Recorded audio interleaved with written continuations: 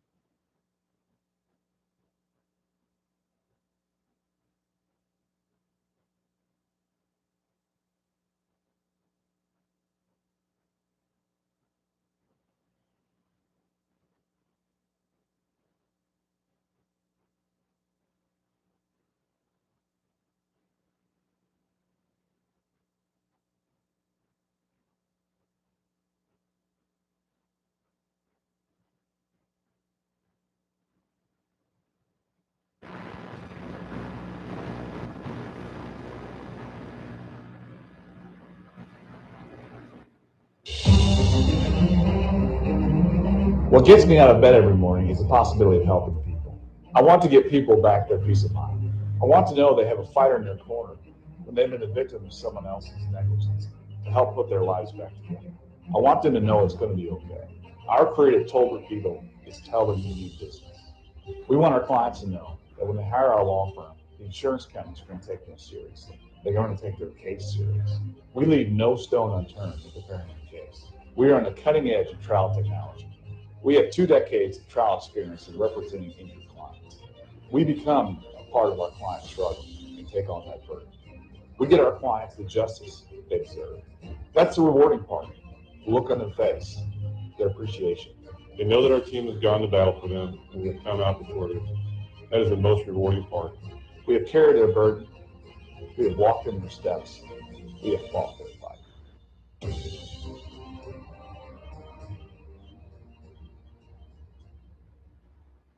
Do you want to do more? Are you feeling called to help? Some will just hang on. Others will raise their hand to truly help. Phoenix Home Care is looking for raised hands. Phoenix Home Care and Hospice needs help. Phoenix Home Care is hiring immediately for caregivers who want to help people live life with dignity in their own homes. Take this time of crisis to seize an opportunity. Go to phoenixhomehc.com and click on the Careers tab. Be different. Make a difference. Choose Phoenix. Phoenix Home Care and Hospice. I choose Phoenix. When Gary and Sandra Henry started Henry's Towing nearly 5 decades ago, customers knew that Henry would be the guy coming to help. People would call and ask to let Henry do it.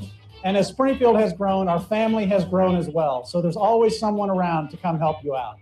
Everyone at Henry's is a member of the family, fully trained and as dependable as the original. With a family this size, help is always right around the corner. So if you find yourself in need of roadside assistance, Remember to call the name you've grown to know and trust. Remember to let Henry do it. I'm Nicole Cartmel with the Bank of Missouri. Whether you're looking to pay bills or make a big purchase, sometimes you need cash quickly to take that next step. A consumer loan might be a perfect option to help you live well, bank well. Sonia McClendon, one of our branch managers, is here to explain. Thank you, Nicole.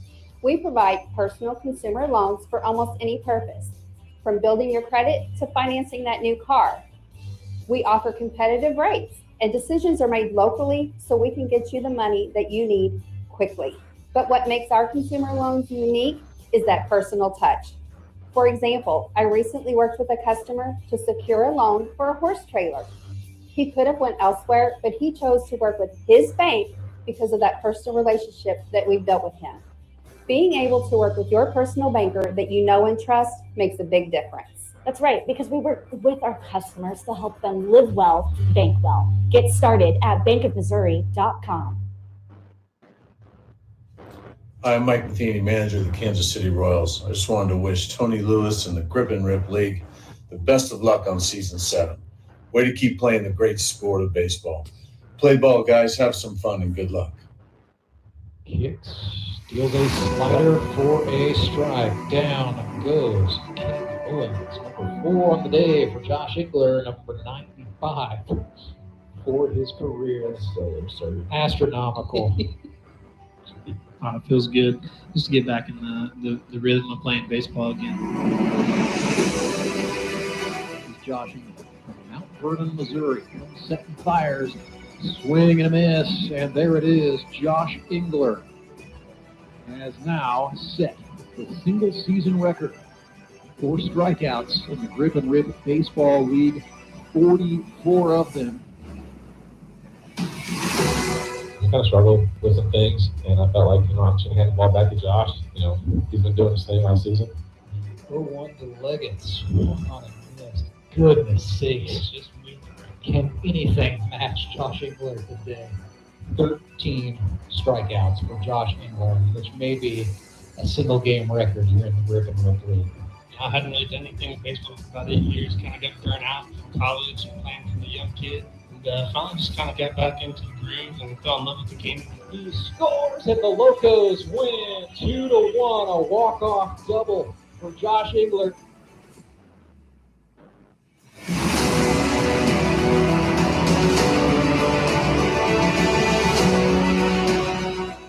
Please congratulate Josh Ingler, MVP, Season 6 of the GRBL.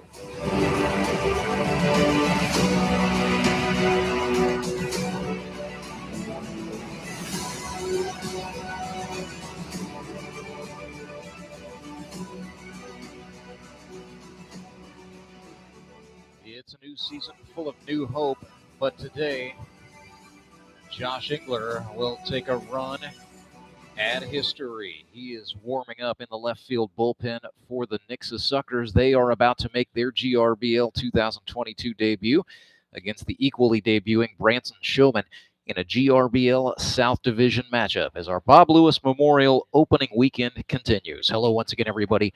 I'm Rance Berger, set to bring you this Grip and Rip Baseball Sunday doubleheader coming up at high noon. It's the Nixa Suckers taking on the Branson Showmen. Then at 3 o'clock, the Republic Locos tee it up against the Springfield Metropolitans. Starting pitchers today for the Showmen, it'll be Devin Braswell, the left-hander who closed out his rookie campaign in 2021 by throwing 12 consecutive shutout innings, helping the Moon City Mavericks to secure the Howard Bell Trophy and the coveted league championship. For the visiting Nixa Suckers, it will be Josh Ingler. It's his 3rd season in Grip and Rip Baseball. He is the reigning Most Valuable Player Award winner, and he enters this game with 97 strikeouts for his career, trying to become just the 3rd player in 7 years of Grip and Rip Baseball to cross that century mark. He will join the likes of Skylar Henson and Andy Galley in that fraternity. It would be a great mark for Ingler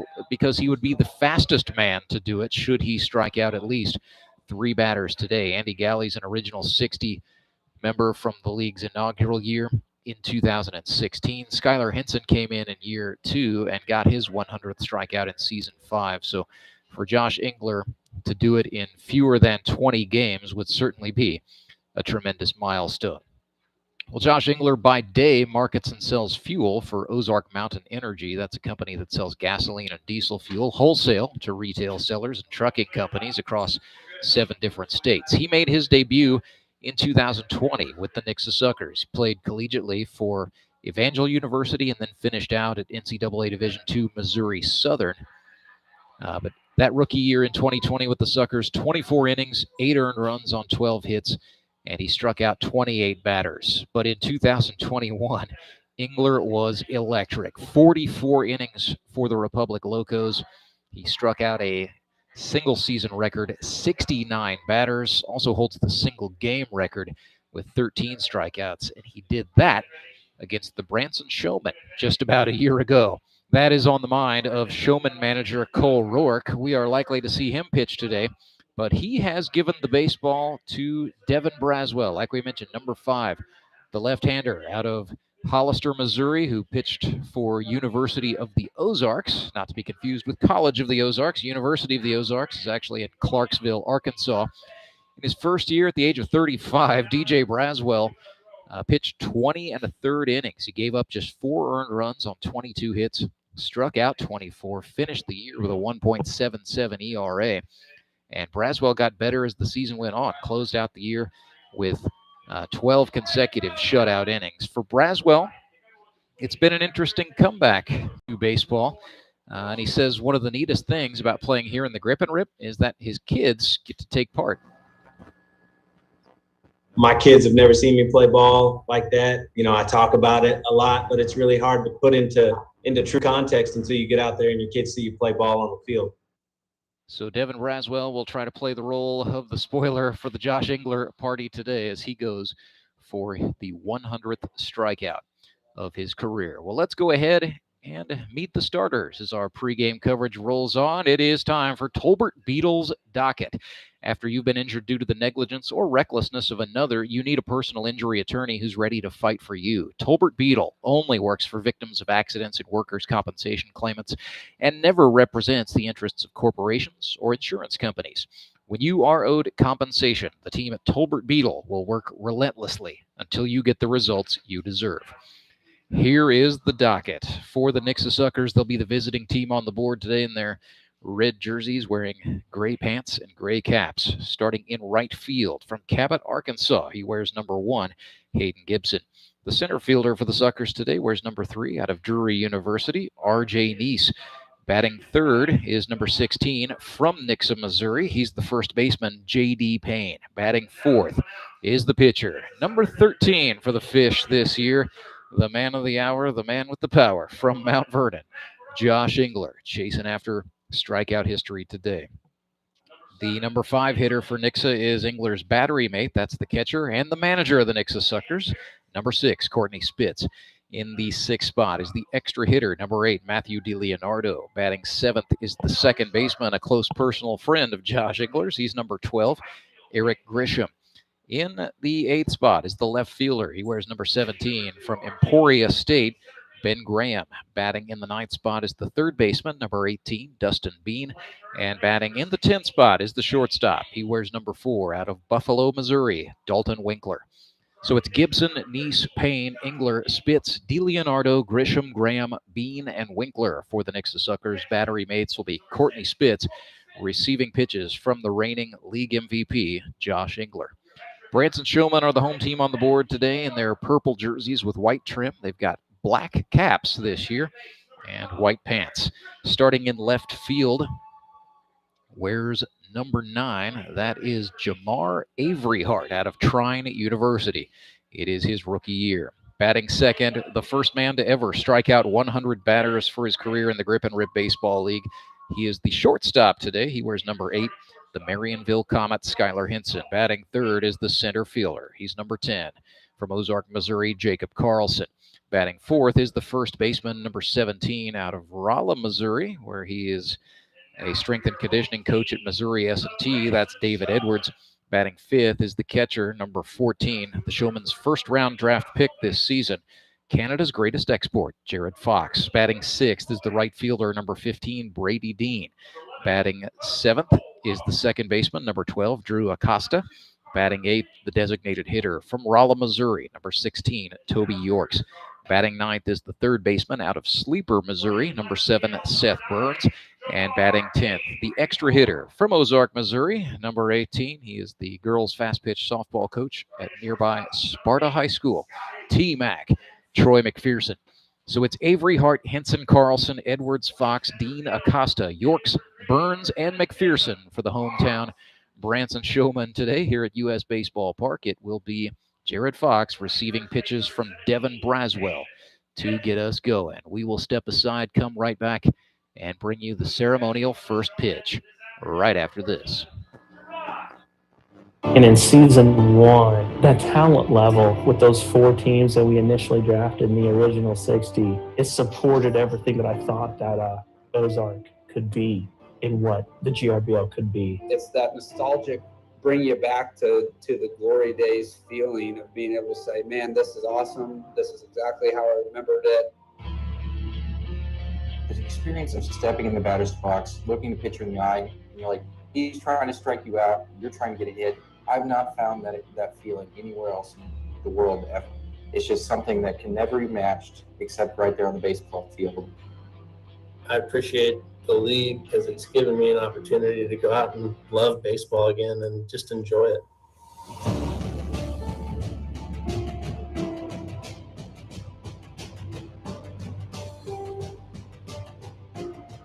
You put the competitive aspect of it with the fun that the guys have in the dugout, the different ages and stuff, and you just can't miss. Like, you just cannot mess up. Like, you're going to have a great time. I get to be around new faces every year. I get to be around new people that love the game as much as I do. And that's really why I do it. And, of course, I still get to compete against the pitcher. Coming into Grip and Rip, it was just everything that I was really hoping for. When you first hear about it, it's like, oh, it's a men's baseball league, you know, how competitive can it really be? It's not until you step out there and try, and it's already the first game of the year, you're like, oh, dang, these guys are legit. It's a one-of-a-kind deal, so it's awesome to be part of. So just to explain kind of what all goes into the league itself, people are kind of blown away by it. So then they understand why I'm taking it seriously. It sounds silly, everybody talks about it, but GRBL is a brotherhood. Whether it's your teammates or the other team, it doesn't matter how old you are. We're all brothers, we're all baseball players, and that's just a simple thing about it. Yeah, it's funny, like with my 9-year-old, she's like, Dad, you're so good at baseball, like you're so good out there. And it's like, if you only knew, I'm not necessarily batting that good out there. You know? So, but they're going to remember the good things. That's the cool thing about kids. My kids have never seen me play ball like that. You know, I talk about it a lot, but it's really hard to put into true context until you get out there and your kids see you play ball on the field. I'm more excited for this than I think I've ever been with anything regarding baseball. People make an impact on you throughout the season. Looking back at it, that's kind of what this league's about. Obviously, to go out and compete, but have fun again. And you're going to have that heart of a kid. It is a 100% true love of the game. It has zero to do with contracts or money that's being thrown around right now. It's because they want to be there to play a children's game at a high level. Swing and a miss. He got him, and the Moon City Mavericks have done it 4-0. They defeat Nixa today. Clay Murphy punctuates it with a strikeout, and the Mavericks are going to play for the ultimate prize. The coveted Howard Bell Trophy will be in the balance. Every single one of us, I feel like we left every game with a smile on our face. And I think that's the biggest thing for a lot of us. We won games because we played as a team. We got behind, we came back as a team, and somebody was always getting a big hit. So it was a total team.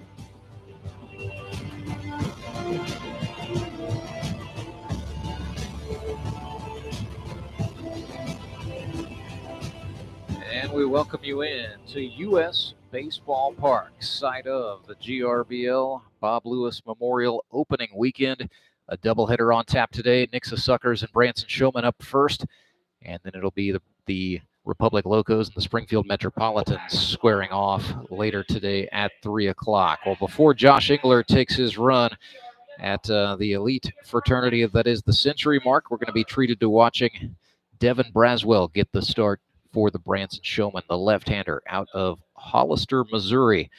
made his GRBL debut in 2021, has dealt with a little bit of arm soreness leading into tryouts in the draft. So we expect the Showman to perhaps baby his arm along a little bit through the early days. But Braswell, very good as a 35-year-old rookie a season ago. 20 and a third innings pitched, 4 earned runs on 22 hits, 24 strikeouts to 8 walks. He hit 2 batters and threw 1 wild, but it computed to a 1.77 ERA. The Anderson Engineering leadoff spot for the Nixa Suckers today is Hayden Gibson. Anderson Engineering, founded in 1954. It's employee-owned and has grown to 195-plus employees in 10 different offices in Springfield, Kansas City, Columbia, Carthage, and Monette, with additional offices in Rogers, Arkansas, and in Florida. Braswell's first pitch is away at 12:04. It's a steerike thrown to Hayden Gibson. That's the Luxury Limousine's first pitch. Braswell, lefty on lefty here, facing Gibson. Fires a ball. Umpires for today's game, Dennis Hill is the field umpire, and Mate Miller behind the dish today. The 1-1 to Gibson. Ran way in, almost hit him, but didn't quite. So Hayden stays in there. He's from Cabot, Arkansas. Originally Branson, Missouri. Cabot down near Little Rock. So Hayden Gibson's a guy who drives several hours every Sunday to play in this league, as he has done for the last 2 seasons. He's got 20 hits in 52 ABs for his GRBL career, a .438 on base percentage. Braswell sent a ball there. It is 3-2, missed high apparently. Hayden was 9 for 27 a season ago. That was with the Showmen. He debuted in 2020 for the Suckers, so now he is back with the Nixa Club. Payoff pitch is a ball high. Braswell claps the mitt in frustration as Hayden Gibson has issued the free pass and is aboard to get us started. R.J. Neese from High Ridge, Missouri. He attended St. Mary's High School, came up as a catcher and a pitcher, won awards for both of those things.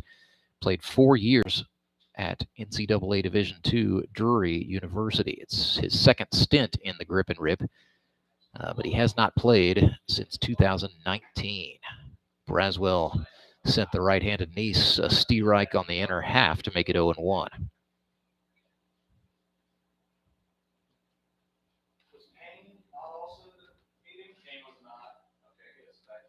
Next pitch, change up outside. Quick check of the weather powered by A&L Electric. It is currently 88 degrees and sunny here in Ozark, Missouri. We should hit 95 on the thermometer before this one's over, with just a few clouds rolling through as a hot summer afternoon drags along. The 1-1 ran in to make it 2-1.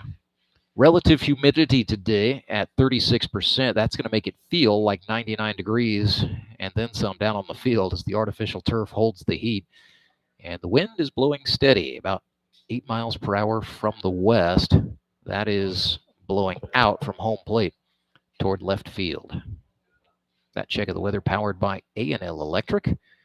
Whether you have residential or commercial electrical needs, consider A&L Electric, a longtime supporter of the GRBL. Well, Braswell struggling with command a little bit here in the early going. Ran one way inside, and Neese ducked out of the way. It's now 3-1. Gibson just a 2-step lead off of first against the left-handed Braswell. Comes home, he jammed R.J. Neese, fouled that one back. That's going to be the first Bank of Missouri foul ball of the day. Most of the fans are here. They are just huddled together under the sunshades up high here at U.S. Baseball Park. There are a few brave souls sitting down up close behind home plate. Here's the 3-2. That's inside, and that's back-to-back walks for Devin Braswell. Not the start he wanted, but it walks a man into scoring position. Nobody out, nothing here in the top of the first, and it's J.D. Payne playing for the hometown club. He's from Nixa, Missouri. Went to Nixa High School where he played football and baseball. He was a very good defensive lineman, but Ended up being a baseball player. Went to College of the Ozarks. In 2018, made 53 starts for the C of O Bobcats. Chops this one up high. Braswell off the mound to get it. Sets up and throws over to first. David Edwards has the baseball, and that is the first out. So left to right across the infield for the Showmen. They've got Seth Burns at third. Skylar Hinson's the shortstop. Drew Acosta, a rookie at second base. And the returning David Edwards in his second season of the GRBL is the first baseman. Jared Fox behind the plate, receiving pitches from Braswell. In the outfield left to right, it's Avery Hart, Carlson, and Brady Dean. Batter is Josh Engler for the Suckerfish. An outstanding two-way player. That's why he won the MVP award a season ago. He was 12 for 33. 10 singles, 2 doubles, 6 runs batted in. Walked 4 times. Struck out 3. Swung and missed there. Fall behind 0-1. 1 out. Suckers advanced the runners on that chopper off the bat of Payne, so the men are at second and third for Engler. Excellent opportunity for the Fish to get on the board as Braswell misses high. With first base open, Braswell can afford to be a little bit careful with Josh Engler here. Showman infielders are in, looking to keep a run off the board. Here's the 1-1. Swing and a drive into right field, but that will be caught. And a great job by Brady Dean getting the throw in to the first baseman, David Edwards, stopping the tag up and any attempt at a sac fly. So that is a big out for Branson. There are 2 on the board now with men at second and third for Courtney Spitz. Still scoreless here in the first as Spitz walks into the left-handed batter's box. 5 for 26 a season ago was Spitz. 5 batted in. Struck out 6 times, walked 5 times. One of his hits was a bunt single. Not sure he's going to try that here. Fielders pretty well playing him straight away. Though the corner infielders for the Showmen guarding the lines. 1-0. Braswell kicks and deals one in. Spitz is brushed back. It's 2 balls, no strikes. To Courtney Spitz, 5th year here in the GRBL. Breaking ball in, good block by the catcher Fox. Kept the ball in front. It's now 3-0. Courtney Spitz, a teacher and a varsity baseball coach at Springfield Catholic High School, where he guided the Fightin' Irish all the way to the Class 3 state championship game this past spring. They fell in the final at the hands of Columbia's Father Tolton Catholic.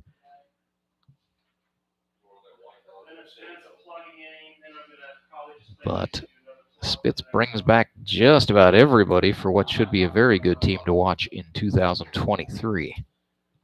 It's 3 balls, no strikes. First base is open for Courtney Spitz with 2 outs. That's outside. 4 consecutive balls. That's the 3rd walk this inning for Devin Braswell.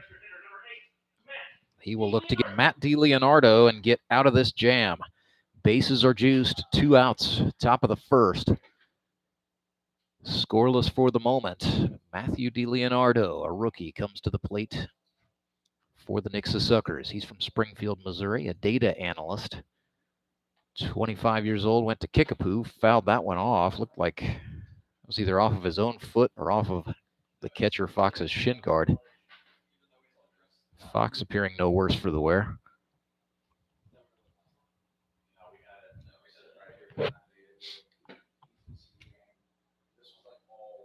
The 0-1.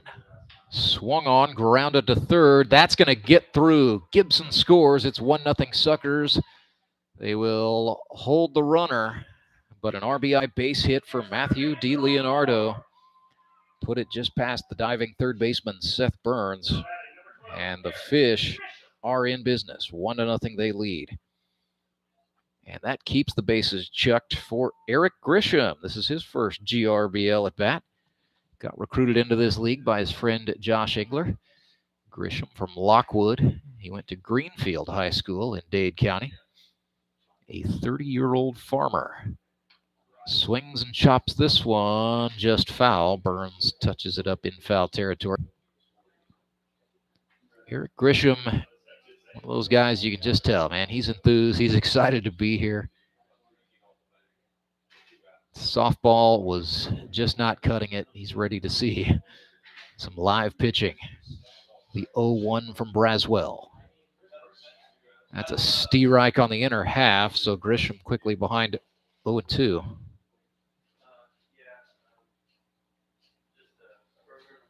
With 2 away.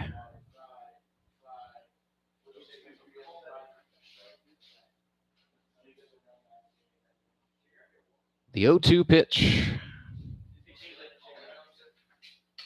Swing and a chopper to short. Henson with it for the Showman. His throw across in time. Nice pick by Edwards to get the out. So the Suckers strike first, 1-0. They lead Branson. We will go to the bottom of the first inning, and we will see Josh Engler take the hill right after this. The Grip and Rip Baseball League. I'd like to say a huge thank you to our title sponsor this season, Henry's Towing. Let Henry do it, or lethenrydoit.com. Acme Towing Company. That's too far away. Let Henry's do it. Nah, we're ready to close. Let Henry's do it. Henry's is ready to take your call right now. From compacts to semis, Henry is here to help 24/7. Save yourself the hassle and make us your first call. Henry's gets there fast, offering multiple locations to serve the Ozarks. When you're stuck on the side of the road, make the right call. Let Henry do it.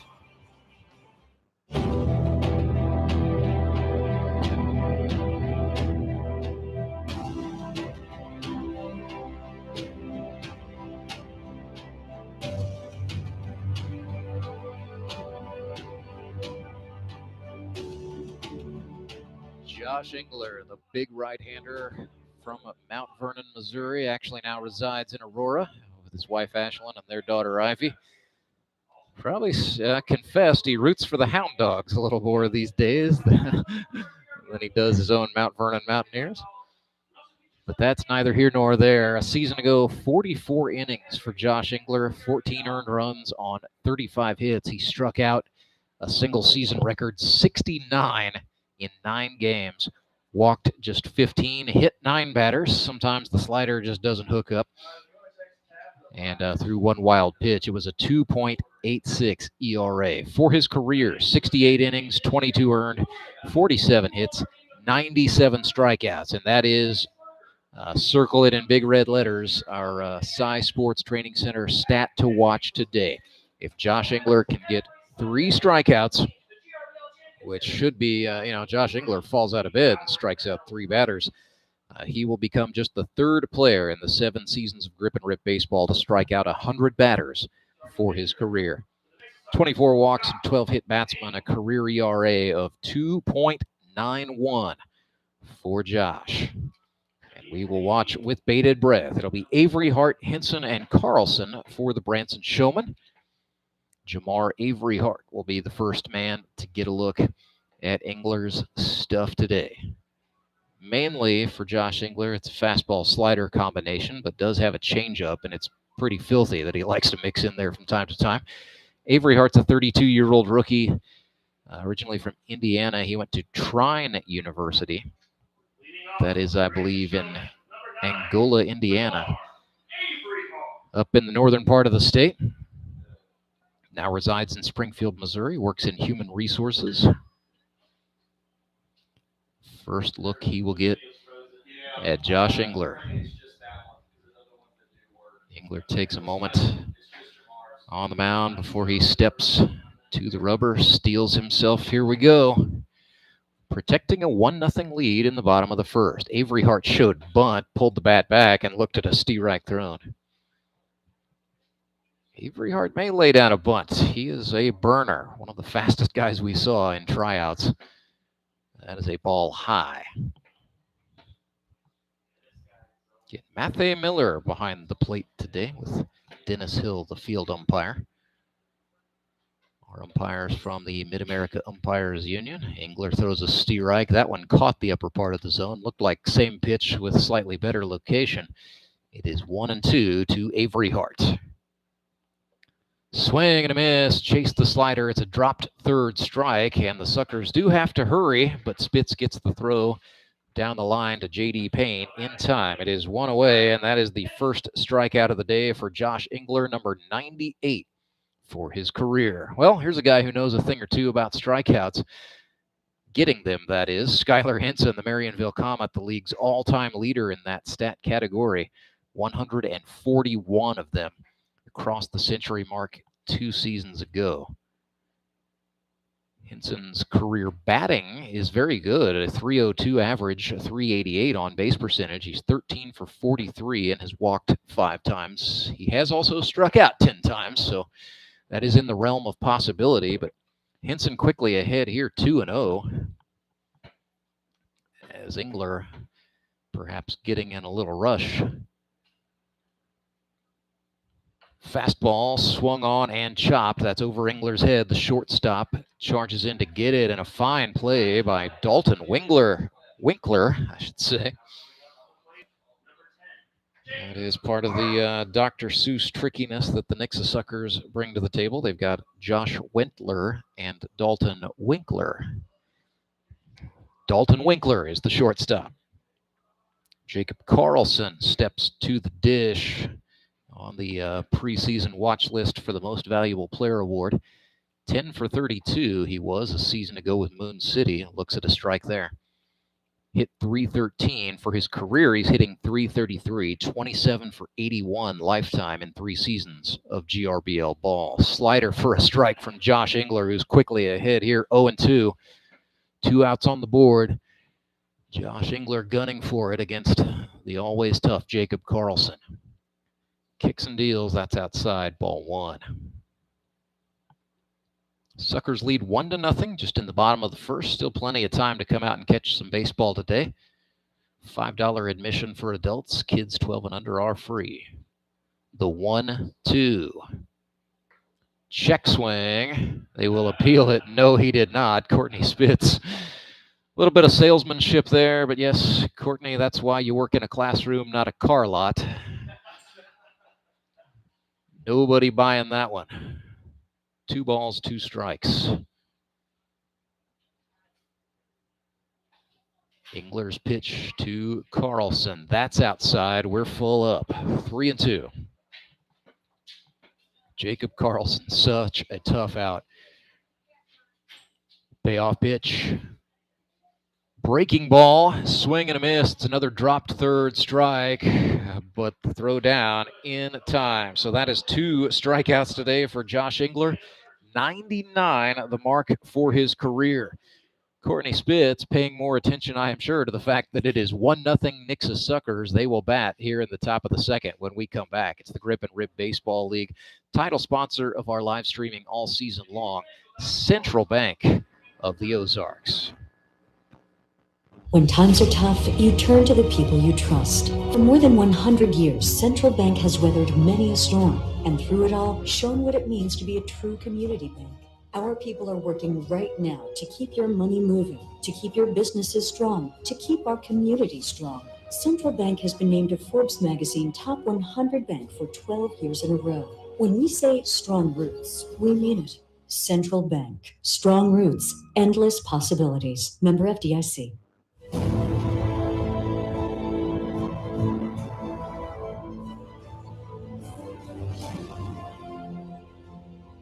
Evan Braswell, the left-hander, out of Hollister, Missouri, now resides in Ozark. Back to the hill, back to work. Branson Showmen trail the Nixa Suckers 1-0. It is the season opener for both of these clubs. Coming up today at 3, the Republic Locos will face the Springfield Metropolitans. Friday night, we opened things up in style. More than 450 fans came through the door. And that was free admission, sponsored by Henry's Towing for the season opener. And it was the Ozark Mountain Ducks prevailing 5-3. They defeated the Moon City Mavericks.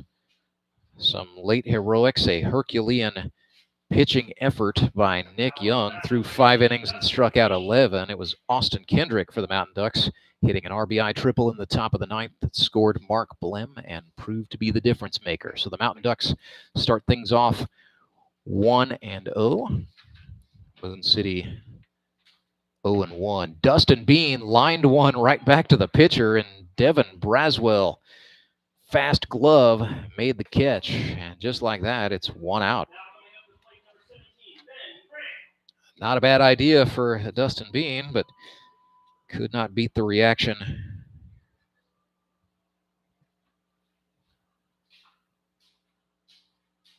For DJ Braswell, and I'm just noticing here, they Suckers made a late lineup maneuver. That was Bean hitting ahead of Graham, so have to change the scorecard there. They swapped the 8 and 9 spots. So Ben Graham out of Emporia State played professionally in the Washington Nationals organization as a pitcher. Was literally the last player to sign up for tryouts this season. Did it sometime around midnight, showed up the next morning, and threw very well. Got himself drafted by the Nixa Suckers.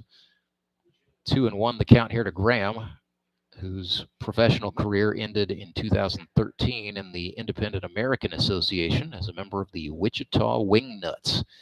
Pops this one up. It's going to stay on the infield. The shortstop, Skylar Henson, gloves it for the Branson Showmen, and it is 2 away.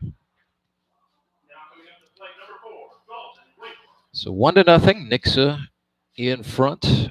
2 outs here, top of the first. Dalton Winkler is the batter. Made a nice play at shortstop to close out the, or no, that was middle of the previous frame.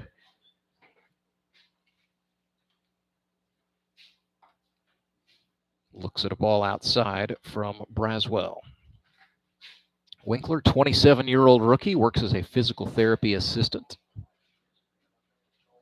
Played high school for the Bison of Buffalo High. Ahead here, 2-0.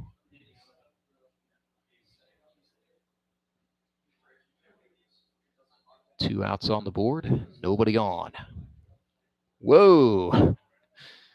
Braswell had some velocity on that one, but it caught Winkler in the front of the shin, so he is aboard on the hit by pitch. Bring up Hayden Gibson for the second time today. He's in the Anderson Engineering leadoff spot. Walked first time. And Hayden Gibson was the 2020 Rookie of the Year, won that award as a member of the Nixa Suckers.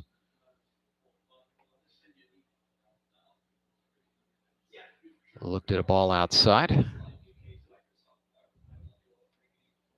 So Gibson was 11 for 25 at the plate that year. Scored 5 runs. He's a multi-sport athlete. He played college soccer and then played semi-professionally in Germany. He was a goalkeeper. 1-1 to Gibson. Very short lead for Dalton Winkler at first, probably walking off a sore shin, and now there's a check throw from Braswell. Not only does Braswell have the advantage of being left-handed, he's got a pretty good pickoff move. Of course, Winkler being a rookie probably doesn't know that. 1-1, well, hold that thought, another pick throw. Braswell suddenly becoming very interested in Dalton. There's some activity in the Branson bullpen down the right field line. The manager, Cole Rourke, is up getting loose. So we may see Rourke call his own number, put himself in to shove. He would like for Braswell to just go ahead and get the third out here. 2 balls, 1 strike, 2 outs on the board to Gibson.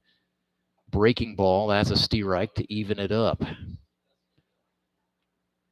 Deuce is wild. Devin Braswell, the owner of a pretty good changeup. We'll see if he throws it here or if he elects to try to get Gibson with the gas. 2-2 pitch. That is outside. We're full up.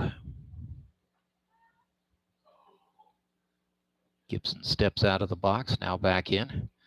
Lefty against lefty, the matchup. 3 balls, 2 strikes. Payoff incoming. Runner goes. That's outside. Gibson walks again. So a little bit of a 2-out rally, perhaps, for the Suckers, leading 1-0. RJ Neese comes up. He also walked first time up. RJ Neese played some pretty heavy innings for Drury University. Was a starter all 4 years. Is that school's all-time leader in runs batted in with 164. Could get a couple here with an extra base hit. Batted .355 at the Division II level. Scored 171 runs. Also a good base stealer when he got on. 45 of 58 for his career. Swings and hits this one. That is toward the gap in left center field. Diving attempt. No dice for Jacob Carlson. 1 run scores, and yes, here's Gibson trucking from first. They set up the throw to home. Oh, it's offline, and Fox can't hang on, so 2 go on the board. It's a 2-run double for RJ Neese. And the Suckers lead 3-0. Great piece of hitting there for Neese, driving one to the gap just beyond the reach. Credit Carlson for trying to dive. But he did not come up with the baseball. It's a 2 RBI shot. And it's a 3-run lead for the Suckers now. J.D. Payne comes to the plate with a man in scoring position. And the 2-out rally is going. That'll be one of those things Cole Rourke goes back and looks at tonight. Slider in there for a strike. J.D. Payne hit .321 as a senior at College of the Ozarks in the NCCAA. That's the National Christian College Athletic Association. 61 of 190 at the plate in 2018. And JD now 1-1.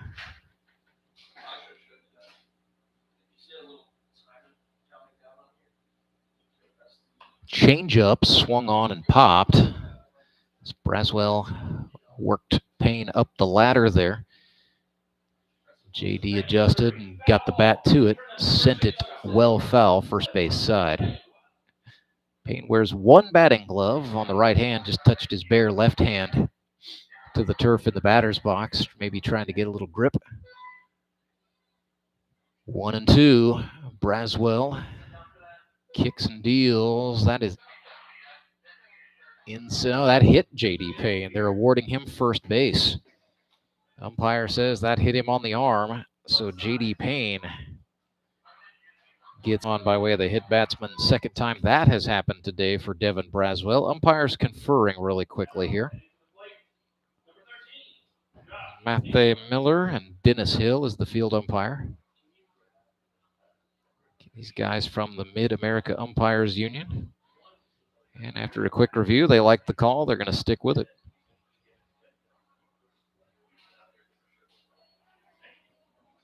The umps work hard out here. Cole Rourke, the Branson skip, out to talk really briefly with the plate umpire Miller. Nothing too in-depth with that visit there. Just probably a little, hey, what can you tell me about what just happened? Nothing more, nothing less. So that's going to bring up the cleanup hitter. Josh Engler flew out to right last time. Actually lined out to right. Well hit ball to Brady Dean. Runners on first and second, 2 outs. That's going to go through the wickets for Jared Fox. Runners advance. Right through the 5-hole went the baseball.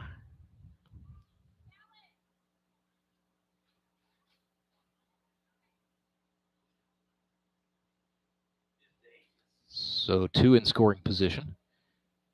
2 away, again, top of the second, still going. Nixa has put 2 runs on the board. They lead 3-0. Fastball to Engler, inside ball 2.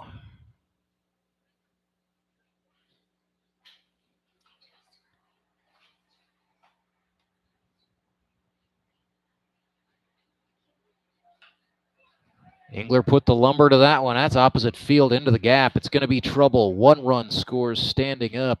Payne will score. It is 5-0 Suckers. Engler headed for third. He will slide, but the throw not at all in time. Josh Engler drives in two with a triple to the gap in right center field.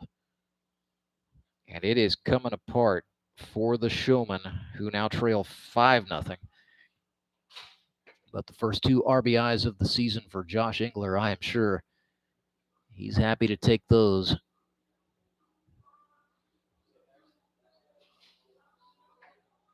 Taking a look here, that is the 12th RBI, or 11th and 12th RBI of Josh Engler's career. That's going to bring up a Henry's Towing pitching change for the Branson Showmen, and Cole Rourke is calling his own number, coming in to try to stop the bleed.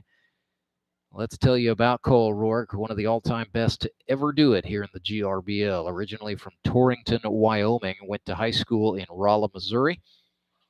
Played 3 years collegiately at Southwest Baptist University before finishing out his career at Warner University. That's in Lake Wales, Florida.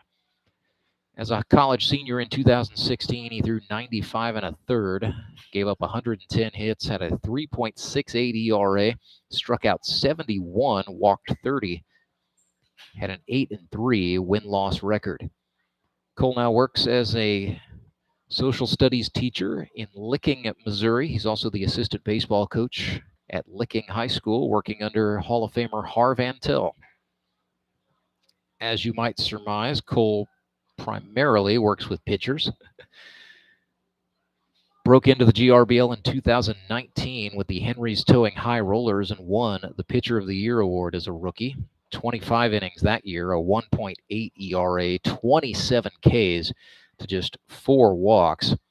For his career, Rourke has pitched 67 1/3 innings here in the Grip and Rip League, given up 19 earned runs, 54 hits, 88 strikeouts, so he is 12 away from the century mark, 9 walks, so excellent command, and just 2 hit batsmen, a 2.54 career ERA for Cole Rourke. This is his second year as a manager as well here in the Grip and Rip. 4th season in total at this level. And he is facing his managerial counterpart, Courtney Spitz, who took a walk first time up. Fastball from Cole Rourke got Spitz to swing out of his cleats at strike 1. Rourke, I might imagine, after watching his team concede 5 runs, maybe long hauling it here today in the heat. Spitz fouled that one back to the screen to fall behind 0-2. When it comes to velocity, Cole Rourke, one of the hardest throwers in the league this season, perhaps one of the hardest throwers we've ever had. He can definitely get up into the 90s on the right kind of day. The 0-2 took something off that time. It missed outside.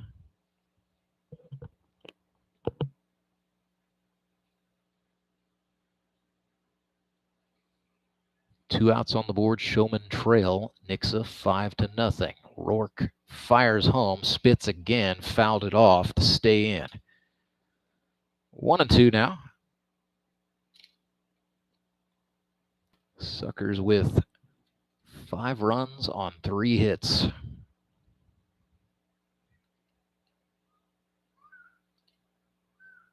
Rourke fires the 1-2, swing and a miss. Strikeout number 89 in the career of Cole Rourke. Gets Courtney Spitz, but not before the Suckers have a big 4-run inning.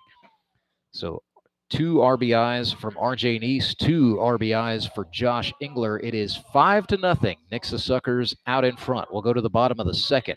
Right after this, it is the Grip and Rip Baseball League, presented live and free all season long on YouTube.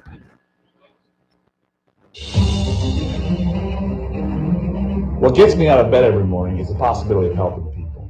I want to get people back their peace of mind.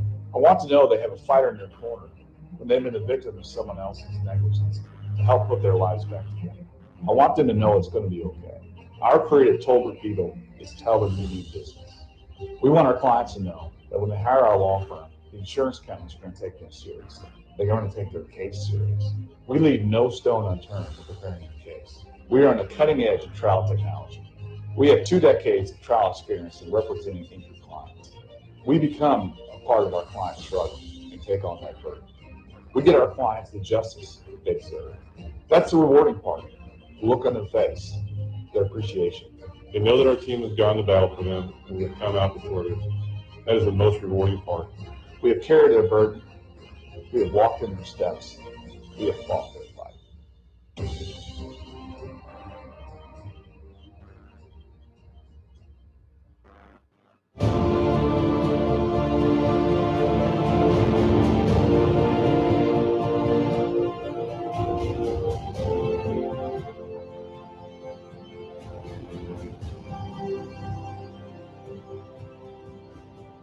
A dance with history, perhaps, for Josh Engler, the Nixa Suckers right-hander.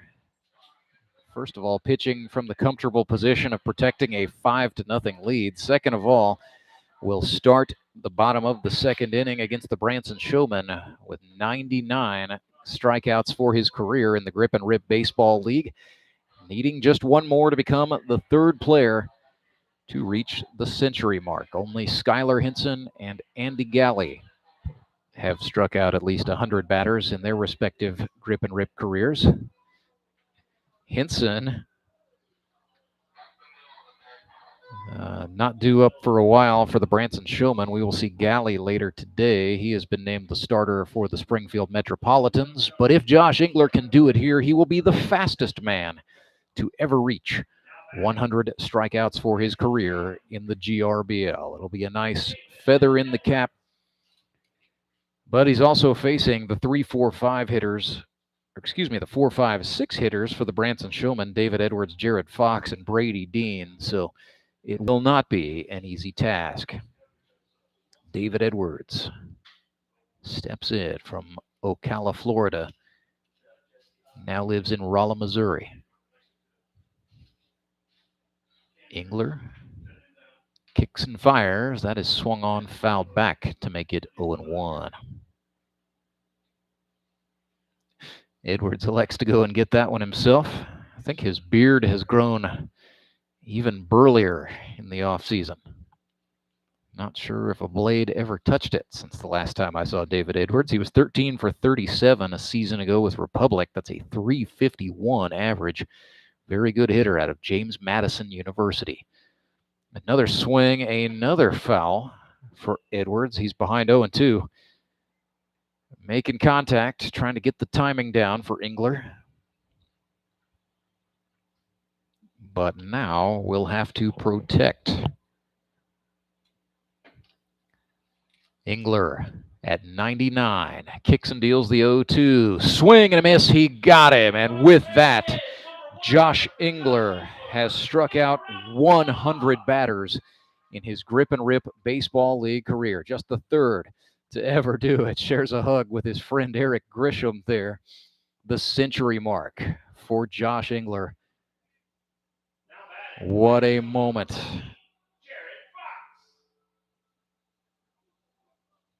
And now all he has to do is protect a 5-run lead. 5-0 Suckers lead as the century man fires to Jared Fox. Wouldn't you know it, he missed low for ball one.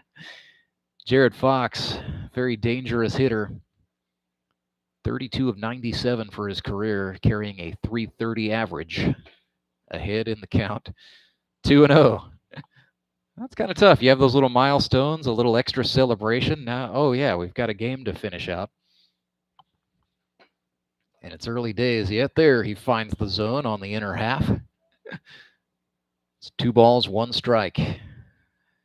I'll say it now. All of us at the Grip and Rip Baseball League, Commissioner Tony Lewis, myself, and all involved, very humbly congratulate Josh Engler on 100 strikeouts for his career. 2 balls and 2 strikes to Jared Fox, the native of Weyburn, Saskatchewan, Canada. Engler's 2-2. Slider misses low, full count. So Fox, a professional engineer, works for Springfield City Utilities power plant. I believe that's the John Turner Energy Center. Swinging a foul ball back. We'll do it again. Now lives in Ozark with his wife Jessica, their kids Nova and Judd.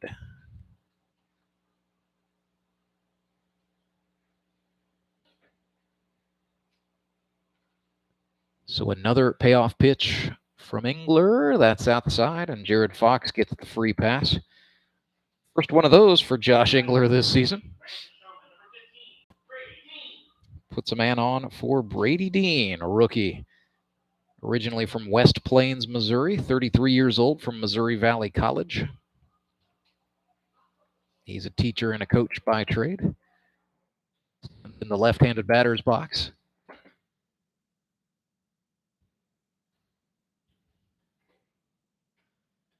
That ran in for a ball. So while we're at it with Brady Dean, I will be certain to mention Marucci Clubhouse Midwest, the official baseball bat supplier of the Grip and Rip Baseball League. You can stop by the clubhouse in Ozark, just outside that left field fence, to demo the latest bats from Marucci and Victus. They are also a Lizard Skins dealer. 1-1 becomes 1-2 for Brady Dean after that foul ball.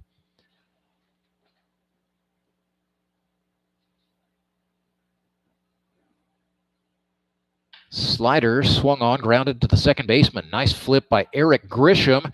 And the fish turn two. J.D. Payne had to reach for it, but it's a 4-6-3 double play. Grisham to Winkler to Payne.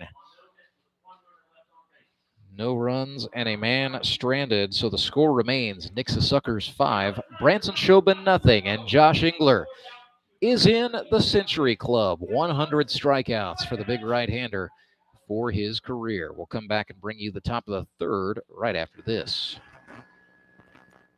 Support local, give local. We hear it all the time, and when it comes to blood donation, there's an easy way to make sure your gift is being used in your community. Donors with Community Blood Center of the Ozarks provide every drop of blood, platelets, and convalescent plasma to patients in over 40 area hospitals. How do I know why that's important? Because my youngest daughter, Jocelina, is alive today thanks to local blood donors. Find out how you can help at cbco.org. Local donors, local patients. That's the Community Blood Center of the Ozarks difference.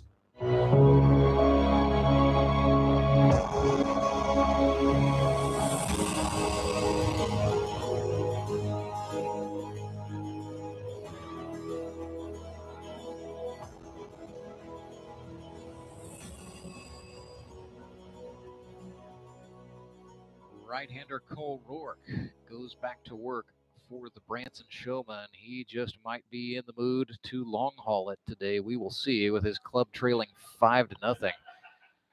Rourke trying to stop the Nixa Suckers from doing any more damage, and then he's got to figure out a way to inspire them to get the baseball bats woken up. Got a runner on, but grounded into a double play. Great turn.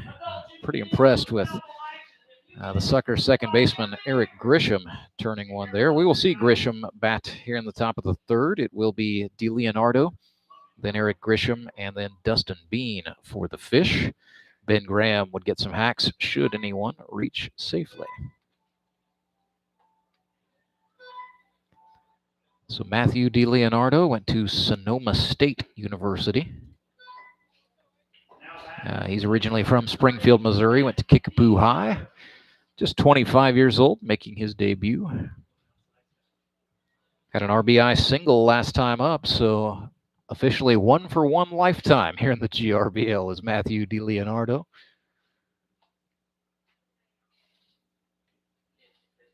Flirting with the idea of nicknaming him the Ninja Turtle, but we'll see if that works or not. 1-0 from Rourke. Swung on, grounded to the shortstop. Henson handles it, double step, and the throw across to David Edwards is in time for the first out. And with that, DeLeonardo's batting average falls to .500. Eric Grisham up next. Speaking of Skylar Henson, that's who he grounded out to last time. Grisham lives in Lockwood. He's a farmer. He's from Greenfield.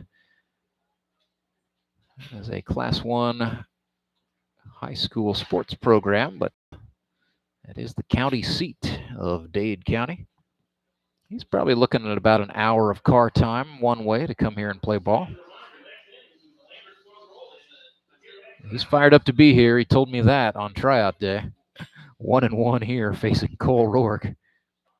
Nothing like making your debut and having to face one of the best that's ever done it in this league. But this is what you sign up for. Trailing 1-2. Rourke kicks and comes home. Wanted the outer half and didn't quite. Looked like a two-seam. So the count's now even 2-2. Rourke's next pitch missed on the inner half. So Rourke came on in the second inning as he strikes out Eric Grisham there. He can throw the third, the fourth, the fifth, and the sixth before he will hit the inning limit, should he opt to designate himself as the 5-inning man under the Grip and Rips innings restrictions for pitchers. Both teams will have to make 2 Henry's towing pitching changes at minimum. Showmen have already made 1, so they could, in theory, do it with just 1 more pit stop today if Rourke stays on and shoves through the 6th. Dustin Bean is the batter, another Kickapoo High School product. Chops this one into play. Hinson, the shortstop, steps back and throws. Little air under the baseball, but it got to David Edwards no problem. Another 6-3. That is 3 assists for Skylar Hinson today. And the Suckers go down in order for the first time, but they still lead 5-0. We're in the middle of the 3rd. Back with more right after this. It's the Grip and Rip Baseball League. Coverage live and free all season long right here on YouTube. I'm Nicole Hartnell with the Bank of Missouri. Whether you're looking to pay bills or make a big purchase, sometimes you need cash quickly to take that next step. A consumer loan might be a perfect option to help you live well, bank well. Sonia McClendon, one of our branch managers, is here to explain. Thank you, Nicole. We provide personal consumer loans for almost any purpose, from building your credit to financing that new car. We offer competitive rates, and decisions are made locally so we can get you the money that you need quickly. But what makes our consumer loans unique is that personal touch. For example, I recently worked with a customer to secure a loan for a horse trailer. He could have went elsewhere, but he chose to work with his bank because of that personal relationship that we've built with him. Being able to work with your personal banker that you know and trust makes a big difference. That's right, because we work with our customers to help them live well, bank well. Get started at bankofmissouri.com.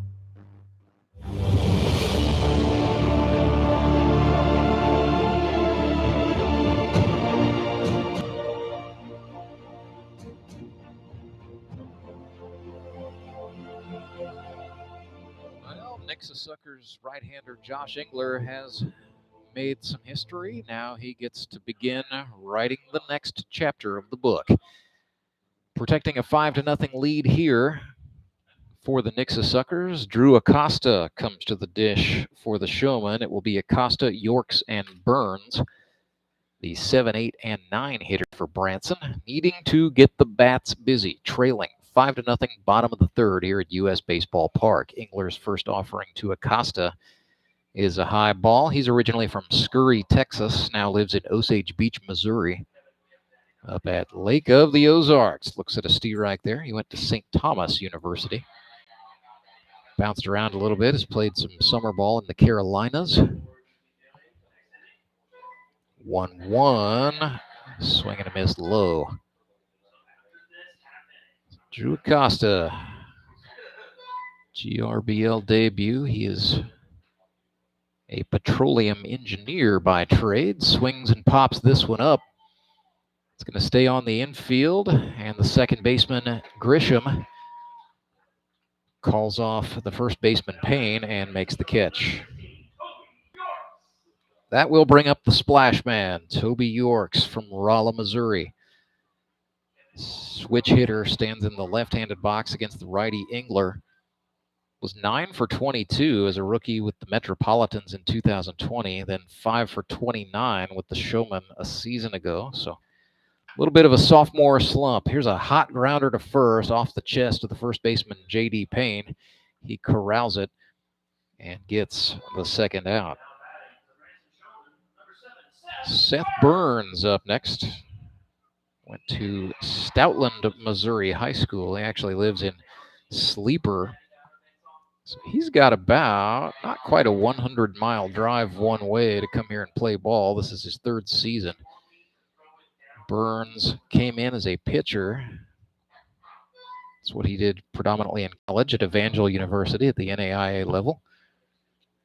Breaking ball swung on, and this is well hit into left field. Tailing back, takes a hop, and it is off that 16-foot corrugated metal wall. A no-doubt double for Seth Burns, the beef cattle farmer.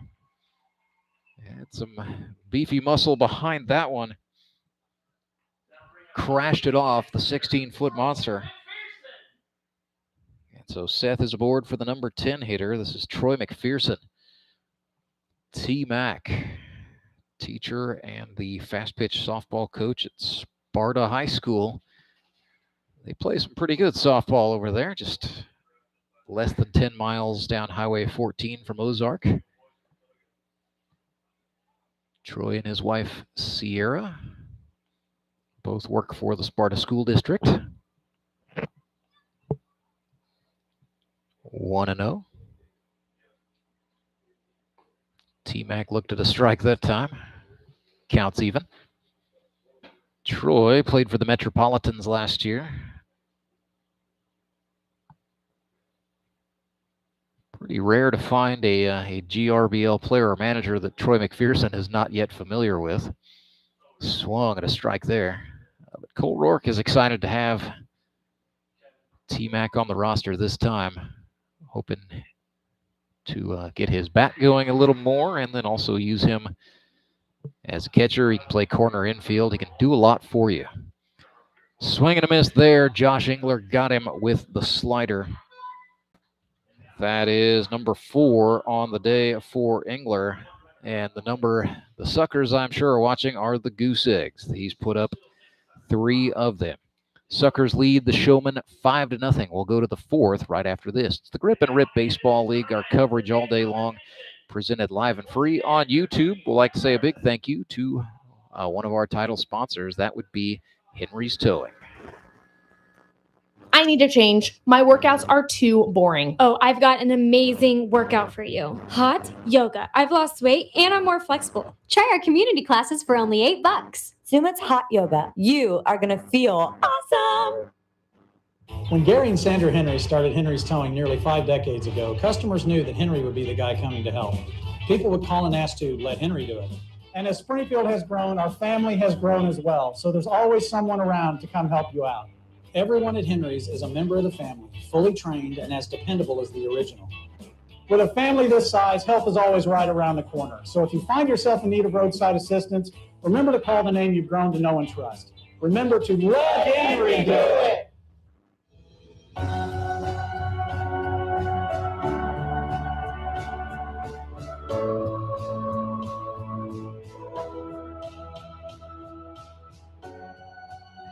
Berger back with you live at US Baseball Park. Nixa Suckers lead the Branson Showmen 5-0. We are in the top of the 4th as the Sucker Fish come to bat. South Division matchup here. Something a little bit different if you've been following Grip and Rip Baseball through the years. Season ago, we did not have divisional designations in our standings. That was something the 6 managers talked about during the winter meetings, if you will. They were more like winter Zoom calls, but they said, hey, let's get divisions back. Make scheduling easier. Just give some regular season games a little bit more juice. So we said, sure, North and South, we drew the lines.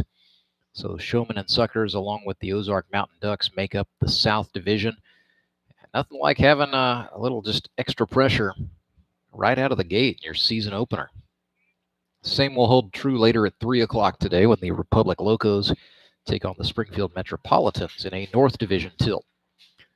So 5-0 our score. Ben Graham is the batter.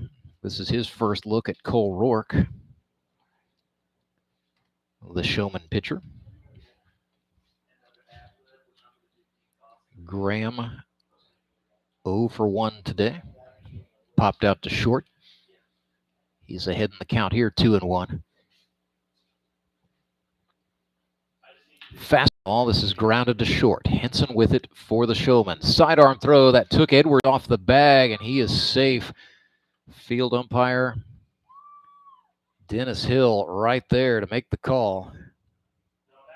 So Henson rushed his throw, slung it, brought David Edwards off the bag just enough. It's an error charged to the shortstop.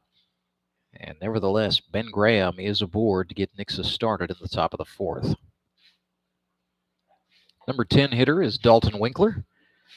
Got hit by a pitch last time. Looks at a strike there. Sponsored by Oak Star Bank.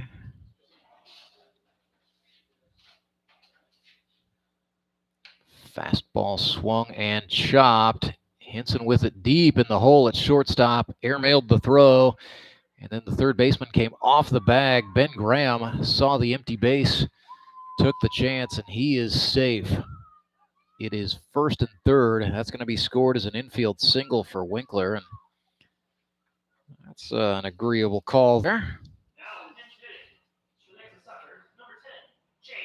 So 1st and 3rd, nobody out. It's a pinch hitter in the Anderson Engineering leadoff spot as Chance Ferris comes up for the Fish, hitting in the stead of Hayden Gibson. Ferris is from Marionville, Missouri. Originally, he's from Mineral Wells, Texas, where he played baseball for Mineral Wells High School. Works for Echo Shred. He's a sales representative. They make rubber pellets. In fact, they make the kind of rubber pellets that you use on artificial turf playing surfaces. They're a division of Prime Incorporated. So this is Ferris's first grip and rip at bat, and he's facing Cole Rourke, who just sent a fastball right by him for a strike.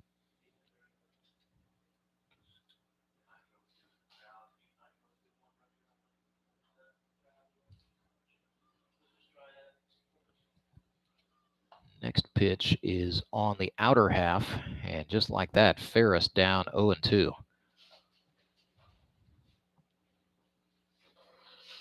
See if this has a corresponding defensive substitution to it. Rourke, slide step. Whoa! Sent one high. That is back off the wall, but a favorable bounce off the concrete allows the catcher Jared Fox to grab it and keep the runner Graham from thinking about home. It does allow, however, the runner Winkler to go up and take second on the wild pitch. So nobody out, 2 runners in scoring position, and the Suckers with a great chance to add to a 5-0 lead in the 4th. Rourke from the belt. Went back to the leg kick there, and he gets Ferris looking. Down on strikes. That's a 3rd strikeout for Cole Rourke. It's going to bring up R.J. Neese. Hit a double to left center field in the 2nd that brought in 2 runs. So 1 for 1 on the young season is R.J. Neese.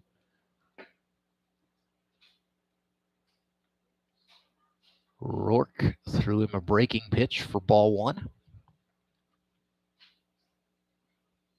Asking about where that missed.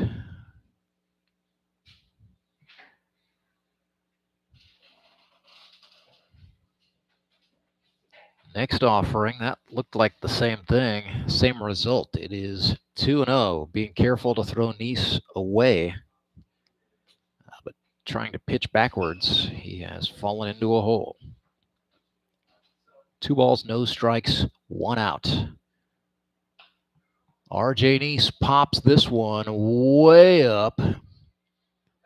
Oh, that's trouble. It's going to get down for a base hit. Showman second baseman couldn't find it.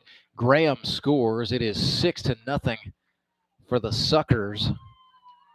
And R.J. Neese will get a hit out of that. He also went up and took second base on the throw. Showman will want that one back for sure. but it's another RBI for RJ Neese. He's 2 for 2 with 3 batted in today. He's standing on second base. Suckers also have a runner on third for J.D. Payne. Payne looking for his first hit. 0 for 1, got hit by a pitch last time. Still just 1 out on the board for Branson. It's getting a little bit jammy. 6-0. Suckers have the lead on 5 hits. And an error. Rourke's fastball. Speaking of jamming, that's what that did. Payne fouled it off toward the concession stand on the first base concourse. Got out of here in a hurry.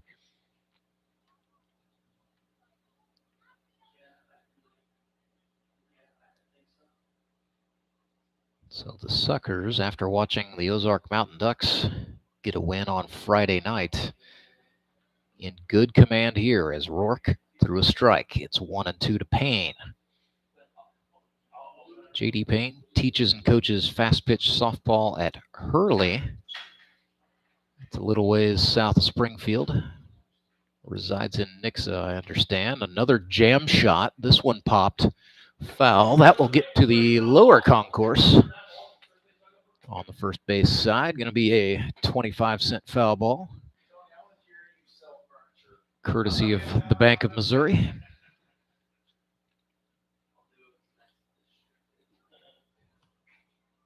This game now about an hour old. The 1-2, whoa, way high. Cole Rourke just reached back and looked like threw that as hard as he could. Sacrificing command, perhaps. It's 2-2. Looks at the runner at third. Now comes set, comes home. Again, a jam shot. Payne up the ladder. Sends it foul. This one is turning into a fight. Pitch number 7 of the sequence coming up between Rourke and Payne. Rourke from the belt. Kicks and deals, breaking pitch, another foul ball. This one's off the screen. So J.D. Payne frustrating the mound man, Cole Rourke. Staying in the hunt. Still 2-2.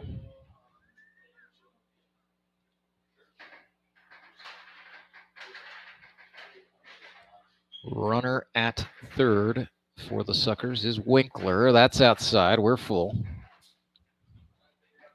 Runner on second base is R.J. Neese, the center fielder. So some pretty good speed on the paths. 1 out. 6-0 ball game. Payne trying to pad the lead. 3-2 pitch. Swing and a drive. It is tailing foul down the right field line. Umpire Matthew Miller behind the plate. He's going to have to go get some new baseballs, as J.D. Payne has done a good job of scattering the sporting goods across the park. 3-2. This is pitch number 10 of the at-bat. Payoff pitch. Ran it in and walked him. Frustrating for Cole Rourke as the bases are loaded. And it brings up Josh Engler. He cranked an RBI triple, a 2 RBI triple, I should say, last time up. So Engler 1 for 2 on the season.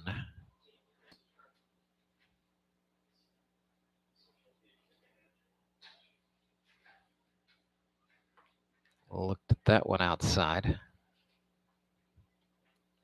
16 hits in his career.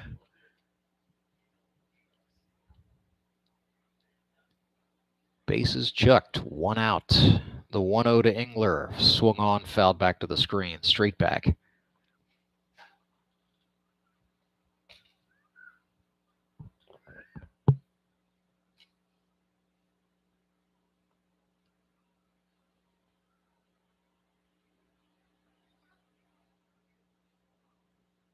Engler steps back in.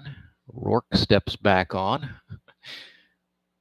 Slow chess match here. The 1-1. Breaking ball, grounded into place. Second baseman with it, flips out of the glove, and the Showmen do not turn the double play. The ball did not get there in time. Acosta flipped with the glove to Henson, and the shortstop's throw did not make it in time. It is now 7-0 on what will go down as a fielder's choice on the 4-6.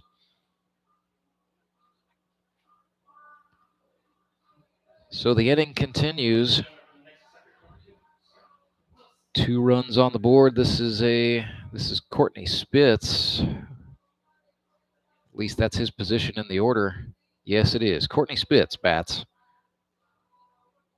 First and third, 2 out.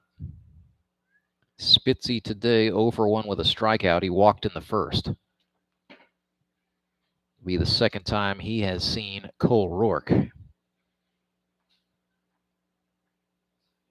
So the Suckers playing offense today, leading 7-0. Spitz with an excuse me swing, fouls one off.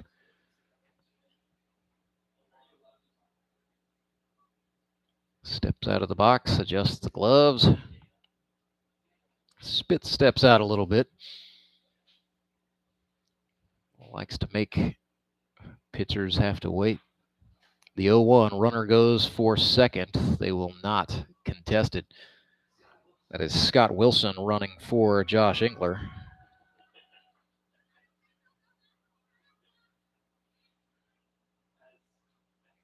And Scott Wilson's got speed. The 1-1 is swung on. Now it's 1-2 after a towering foul ball. That got out past the seats to the grassy berm down the left field line. It's going to stay in, though. Somebody's going to get a well-earned 25 cents out of that trip. So the 1-2 to Spitz. Swing and a towering shot out into center field. Back is Carlson. Backpedaling. He did not haul in. So that will trickle to the wall. 2 more score for the Suckers. It's going to be a triple for Courtney Spitz, who slides into third safely. And the unraveling continues. But a well-hit baseball for Courtney Spitz over the head of the center fielder to the wall. It is now 9-0.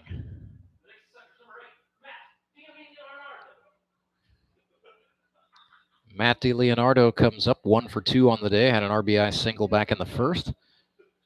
2 outs, runner at third is Spitz. This has been a 4-inning for the Fish. There's an error by the third baseman, Burns. 1 more will score. And the frustration mounting for the Showmen. Yeah, E5. Nevertheless, 10-0. There is not a run rule in the GRBL. There is a time limit of 2 hours, 45 minutes. We're not anywhere close to that now, so the game goes on. Eric Grisham bats with a runner at first.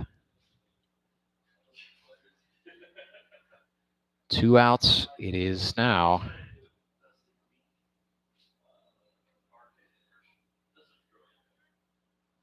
10-0.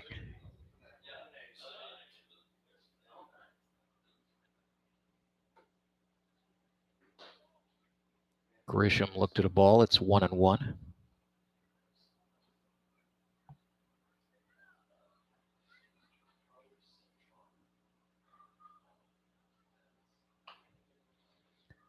Swing and a foul ball.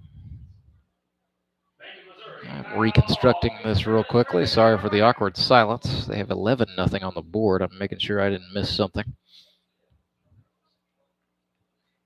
Might have been back on the fielder's choice.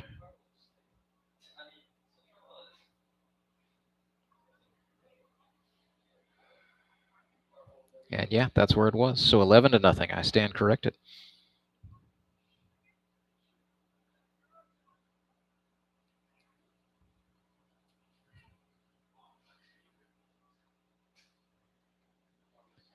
Two, and 2. Rourke slides home for Grisham. It's a jam shot. That's going to get through out into left field, and the hits continue for the Nixa Suckers. The first base hit of Eric Grisham's career as a single out to left field. So that creates first and second for Dustin Bean.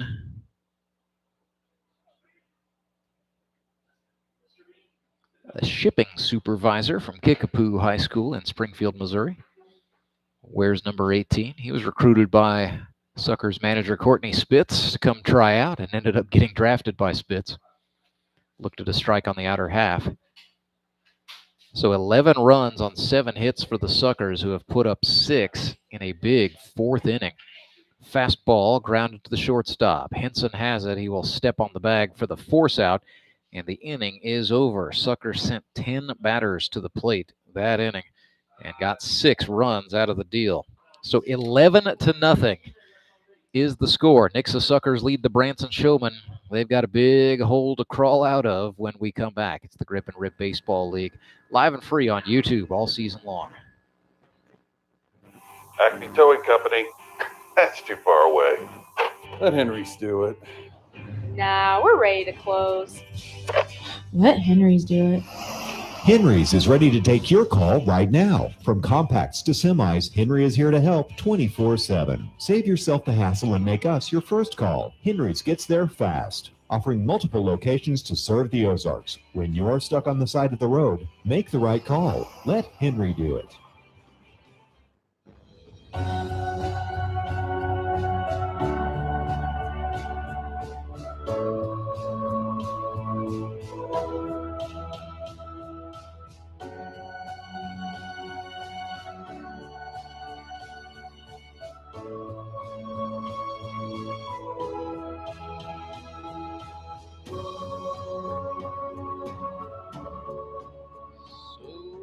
Goes 11-0 is our score in the bottom of the 4th. The Nixa Suckers lead the Branson Showmen following just a red-hot start. Let me tell you all about it. They scored 1 run in the top of the 1st. That was an RBI single off the bat of Matthew DiLeonardo. Had a good second inning as well. A hit batsman, a walk, a 2 RBI shot out into left center field off the bat of RJ Neese. Then another hit batsman and a 2 RBI triple by Josh Engler made it 5-0. Went down very orderly in the 3rd, but then a monstrous 4th. Started with an error, an infield single, a wild pitch, a strikeout, an RBI single off the bat of RJ Neese. Josh Engler grounded into a fielder's choice later in the inning that scored 2. Then Courtney Spitz smashed a 2 RBI triple to dead center field. That made it 10-0 at the time. Then an error by the Showman. DiLeonardo grounded to 3rd. That made it 11-0, and that is where we are. Josh Engler facing the top of the Showman order once again. It's the Anderson Engineering leadoff position. Jamar Averyhart looked at ball 1, swung late at that one to foul it back for strike 1. We'll tell you, Anderson Engineering, when it comes to accomplishments, Anderson Engineering is most proud of customer service and a family atmosphere that the team exhibits every day. While they grow and make new relationships across the country, team members still rally around one another, and they care about everyone's progress and goals. Reach them at 866-866-2741 or at AndersonEngineeringInc.com. 1-2 to Jamar Averyhart. Make it 1-3. He goes down swinging at the hands of Josh Engler, number 5 on the day for the righty from Mount Vernon, and by virtue of him pitching here in the 4th, he has been designated with the 3+ tag for the Nixa Suckers, so he can pitch the 4th and the 5th before he will hit the limit and will have to come out of this game. All Nixa pitchers after this will be restricted to no more than 3 innings of work. Skylar Henson looked at a strike. He's down 0-1.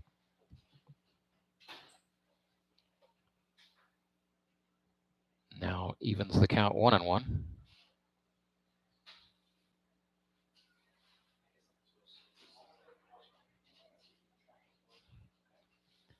Now ahead 2-1.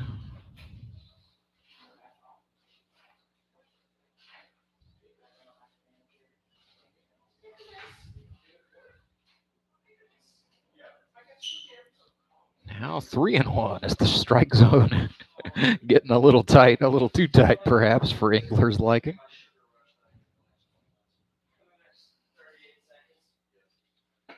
(3-1). That bends in there for a strike. That was a slider. Would imagine Engler will go back to the gas here. 3-2. The payoff coming home to Henson. That was another off speeder. He swung and popped it. It is tailing. Just off the net. Not quite enough air under it to reach the seats. But no chance for the Suckers catcher Courtney Spitz to make a play, so we will stay full up and do it again.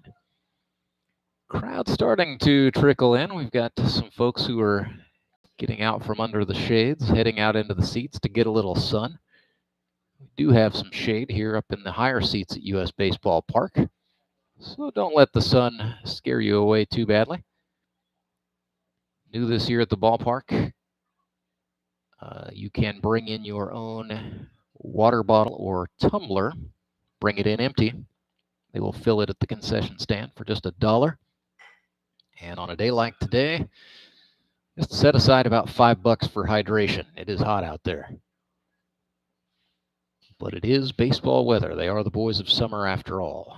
Third 3-2 pitch is a swinging strike to Skylar Henson. That's 3 consecutive now for Josh Engler, and you can see why. He is one of the best all-time strikeout pitchers to do it in this league. Earlier today, back in inning number 2, he struck out David Edwards to reach the century mark, becoming just the 3rd pitcher in the history of this league to get 100 strikeouts for his career. This is just Josh's 3rd season out here, and it is opening day. So a monstrous accomplishment. Foul ball went straight back to the screen. Looks like some Eric Grisham fans down there cheering on the Suckers' second baseman. Either that or it's just a very, very strange coincidence. That's a Grisham jersey. If you don't know what a jersey is, that's where a t-shirt is made to look like a player's jersey. Shirt meets jersey, and the word is jersey. Here's a chopper to the shortstop. Oh, great job, and to even have an attempt at it for Dalton Winkler, but the ball ejected from his glove before he could flip the hips and turn. They will charge that as an error. I would have been tempted to go infield single on that, honestly, but hey, I'm not the official scorer. So E6 going up. That's an effort that Dalton Winkler should be proud of nonetheless. Brings up David Edwards for the Showmen, who now have a man on, 2 outs on the board, trailing by 11, looking to scratch something across any way they can. They'll take base runners. Doesn't have to be pretty. They just want to get a move on. David Edwards, 13 for 37 as a rookie with the Republic Locos. Hey, there's hit number 14 of his career. Single out into left field, and there may be a little something doing here for the Purple Machine. So that'll bring up Jared Fox. Wears number 14 on his back. Has actually never played with Cole Rourke at any point in his career. Played for the Locos last year. Was 11 for 26, his best season of the 5 he has played in the Grip and Rip. 6 runs batted in last year. Hit .423. That was just exactly 1 point off of the league batting title, which went to Tyler Jones. 1-0 here to Jared Fox. Went to University of Missouri S&T.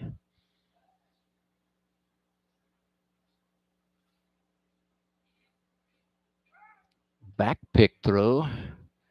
Good effort by Winkler to try to sell the call, but nothing doing with the field umpire Dennis Hill. And Dennis Hill is very good. I trust his judgment. Runner goes for third. Spitz fires it down there. It's a good throw, but Dustin Bean did not get the tag applied, so it is a steal for Jacob Carlson.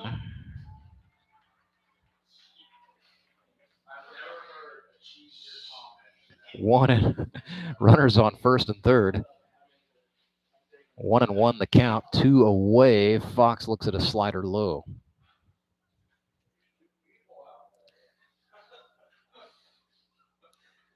Two and one to Fox. Fastball, swing and a miss. Oh no, he got a piece. Like he just touched it and fouled it straight down. So 2-2. Deuces wild. Again, Showmen trying to extend this inning any way they can. As Josh Engler in the midst of his fourth inning of work. The 2-2. Outside. Josh walked off the mound, but yeah. If you're going to believe that, I've got a bridge in New York I could sell you. 3 balls, 2 strikes. Jared Fox watched it go by, ball 4. So the bases are loaded. Showman trailing by 11. Will take him any way they can get him. Here's Brady Dean, grounded out to second last time. He's a teacher and a coach. Coaches baseball. Actually involved with the group here at Marucci Clubhouse Midwest, or Zone 1 training as they call it. Marucci Clubhouse Midwest, the official baseball bat supplier of the Grip and Rip, located at 3998 North 19th Street. The Clubhouse Midwest, your one-stop shop for all your baseball needs from Marucci, Victus, and Lizard Skins. There's an inside pitch to Dean for a strike. 0-1 as Engler works the black on the inner half. That one slides out of his hand. It's a wild pitch. Runner Carlson pounces and will come home. No play, and the Showmen are on the board. It is 11-1 on the wild pitch. And a great set of wheels for Jacob Carlson. The other runners advance. It is now runners on second and third with first base open. 2 outs for Brady Dean. 1-1. Engler. Body language would suggest he's a little upset with himself for that. But he's got a big cushion to work with here. Dean jammed. That is over the head of the third baseman. It drops. Base hit. One more scores for the Showmen. It's 11-2 as Brady Dean cuts the deficit with the first RBI of his GRBL career.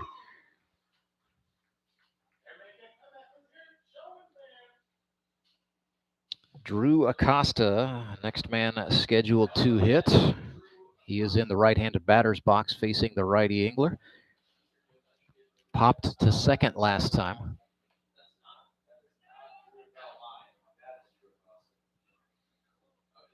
Acosta fouled one off. It is 0-1. So 11-2. Showman showing some signs of life. Well, how do you eat an elephant a piece at a time? They're going to have to find ways to manufacture runs. Fastball outside makes it 1-1. Ball and a strike to Drew Acosta from St. Thomas University.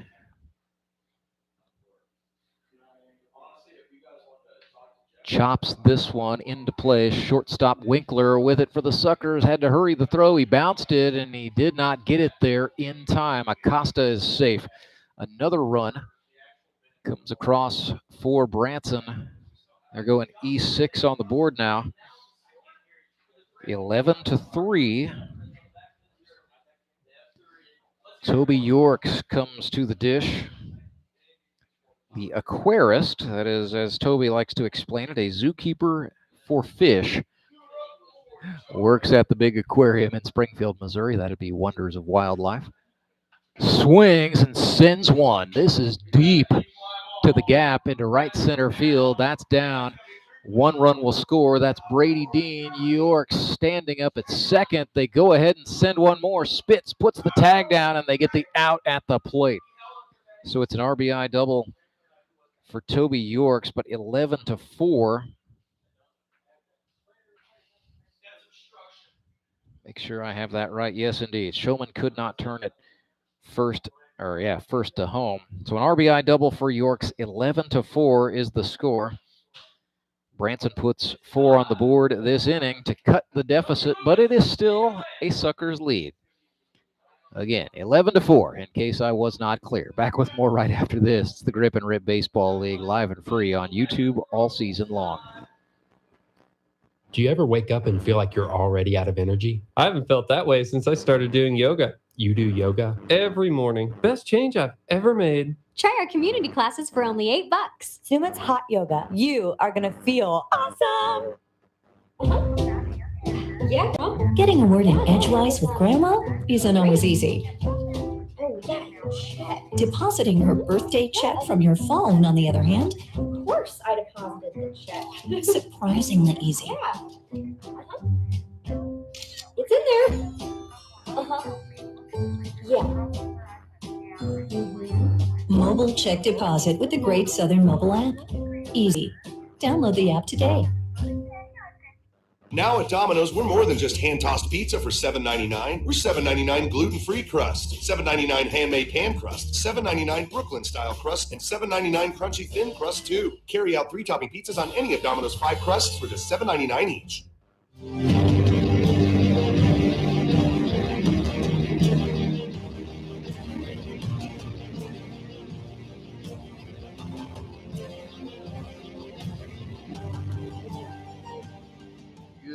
Grief. Some of the boys here in the press box at U.S. Baseball Park, or men and women, I should say, having a little too much fun yucking it up at the Lambert's Throwed Roll Toss, a prestigious athletic event if ever there was one. I'd like to say a big thank you to our friends at Lambert's Cafe here in Ozark, Missouri. Just a roll's throw away from U.S. Baseball Park. See what I did there? Cole Rourke back out for the Branson Showmen, and he just caused Ben Graham, the Suckers batter, to send his stick flying toward the third base dugout on a foul ball. Ben Graham, the farmer from Emporia State, former Washington Nationals farm hand, digging in against Cole Rourke. So 11-4. Nixa Suckers out in front of the Branson Showmen here in the top of the 5th. It will be Graham, Winkler, and Ferris for the Suckers. There's a ball outside. Cole Rourke continuing to go here. So by virtue of this appearance, Rourke now has designated himself with the 3+ tag for the Showmen, as I suspected he would. So he can pitch here in the 5th, and he can also go in the 6th. He's up 1-2 on Ben Graham. High kick and a delivery ran inside. Graham bails out. So yeah, Ben Graham, 34 years old, last played affiliated ball in the South Atlantic League for the Hagerstown, Maryland Suns. Should add he was a pitcher only as a pro. Kind of looked like one there as he strikes out looking.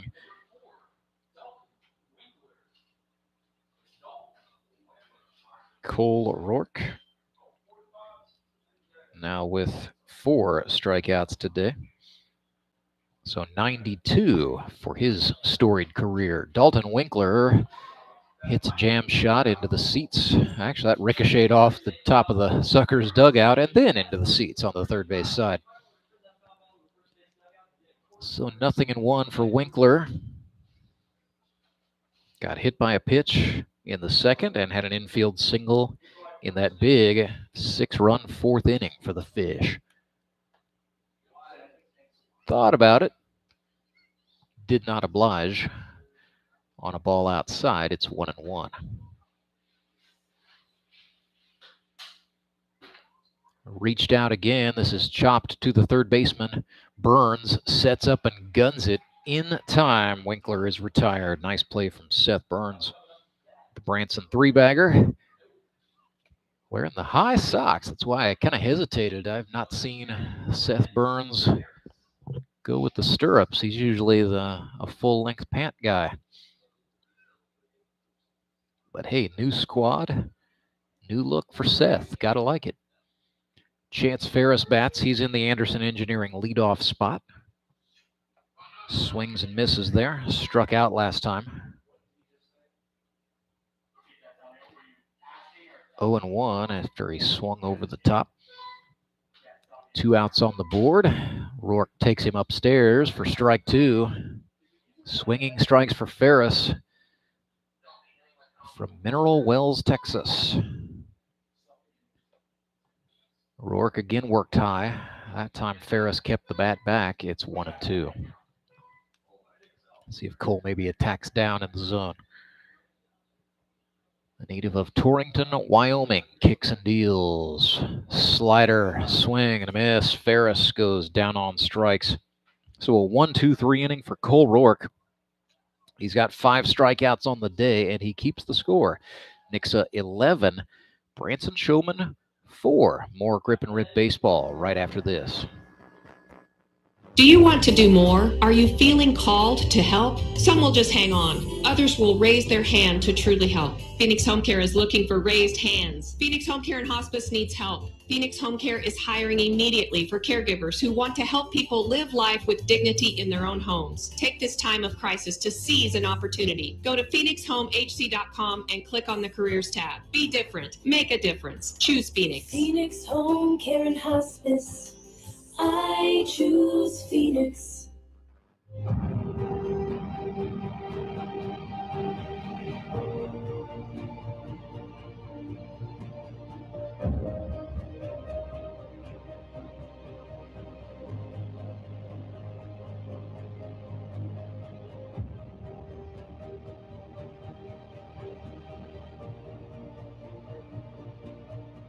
So Henry's towing pitching change for the Nixa Suckers, leading 11-4.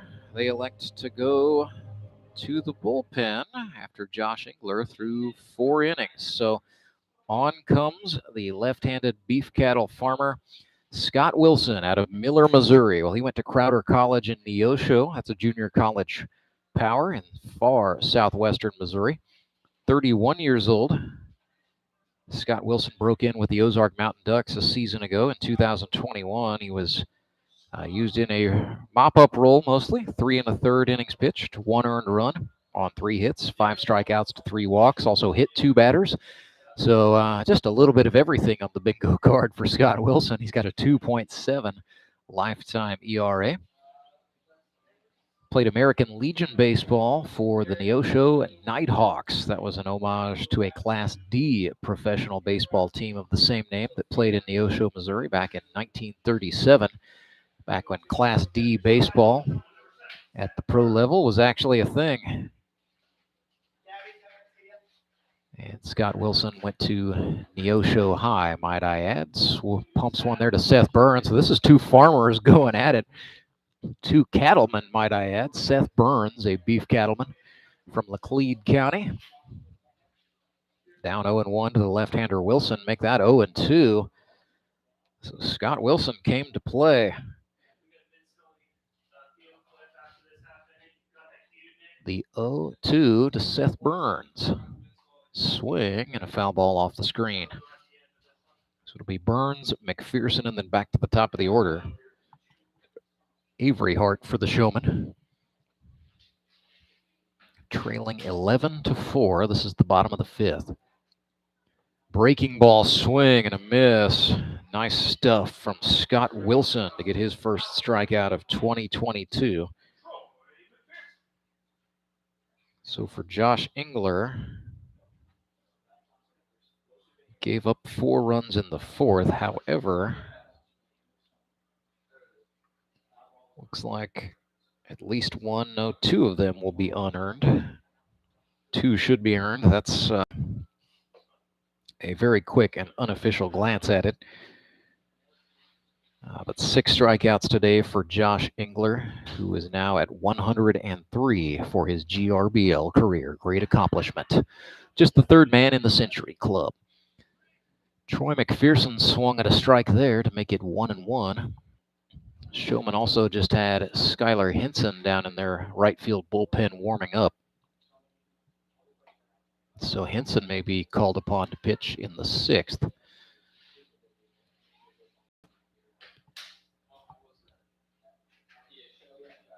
1-2 to McPherson. Wilson comes home. Changeup did not catch the zone.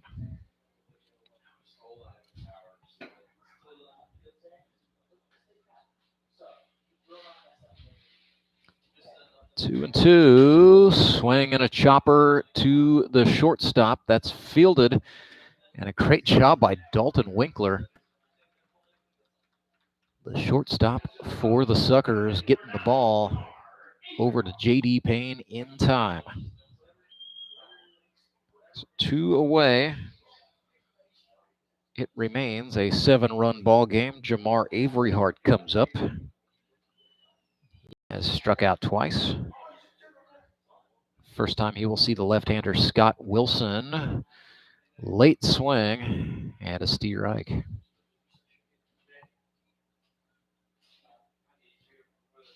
it is I've just noticed Suckers changed the full battery as RJ Neese has gone behind the plate. Try to tell you who's in center field here in a moment.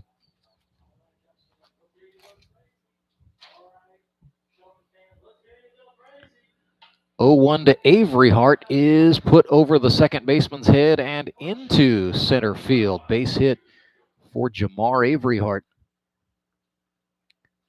Drop down in front of the Nixa center fielder, and I don't believe this. That is Courtney Spitz out there in center field. All right.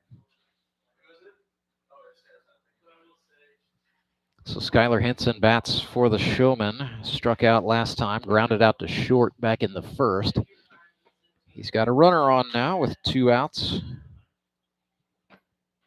Henson in the right-handed batter's box against the lefty Wilson. Big wind. Henson bunts. He popped it, but it will go foul. Reached the turf in time, but RJ Neese, good hustle down to touch that in foul territory. As it caromed, and not the bunt Skylar Henson was looking for.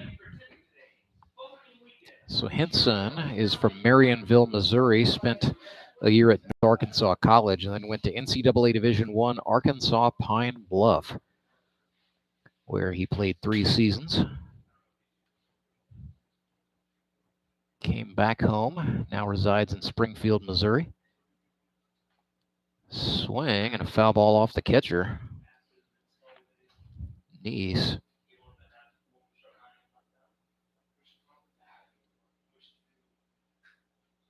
Skylar Henson now a loan officer.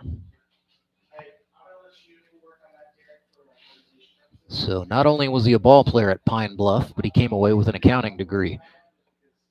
Wilson tried the off speed. That one just didn't hook up for him. So that's a ball to make it 2-2. That evens us all up. It's deuces wild. Wilson looking at the runner Averyhart, who goes. That was a ball up and out of the zone, and it's a stolen base for Jamar Averyhart. And off of RJ Neese, that's not easy to do. Averyhart into scoring position. Showing off the legs. My apologies. Now it is 2-2 to Henson. Fastball swung on. This is sent in the air, right field. Settling under that and making the catch. That is Ferris for the Suckers, and that is the 3rd out. So Averyhart got into scoring position, but was stranded. 11-4. It remains. We will go to the top of the 6th right after this. It is the Grip and Rip Baseball League, and it's live and free all day long on YouTube. We believe reading creates bright futures. Ozark's Literacy Council offers one-on-one tutoring and a variety of literacy programs for students of all ages. My student is still making progress and is excited. He can now text. Near the end of the month, he brought me his own book and read it to me all on his own. He was so proud and had such a reignited spirit for reading. I nearly cried. My adult student just completed the entire alphabet, error-free, for the first time. She has improved to the point of wanting extra material. It's such a great thing. She used to hate having to read, and now she wants more. Empower yourself and your children for a better life. Ozark's Literacy Council.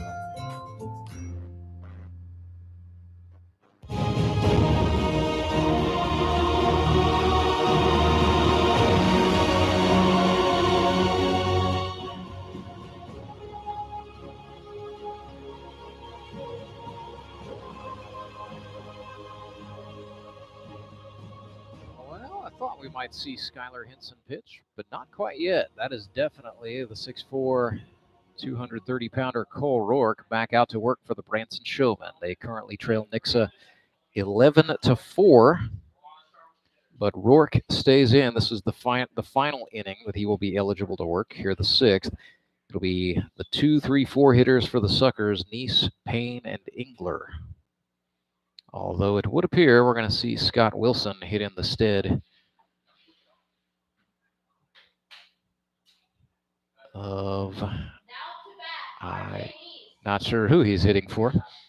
We'll figure it out together. This is definitely R.J. Nice, 2 for 2 today with a walk, a single, a double, and 3 runs batted in. Nice lifts this one in the air, center field. Back is Carlson on the run. Jacob Carlson makes the catch. He's had a rough go of things out in center field today, but that shows off just how good he is as a defender. Retiring Nice for the first out. So this brings up J.D. Payne. And yeah, okay, I see what this is. Scott Wilson's in the on-deck circle. That's just a straight-up swap for Josh Engler. So J.D. Payne, 0 for 1. He's been hit by a pitch. He walked last time. And he is grounded out to the pitcher. 0-1 to Payne. Fastball, low for a ball.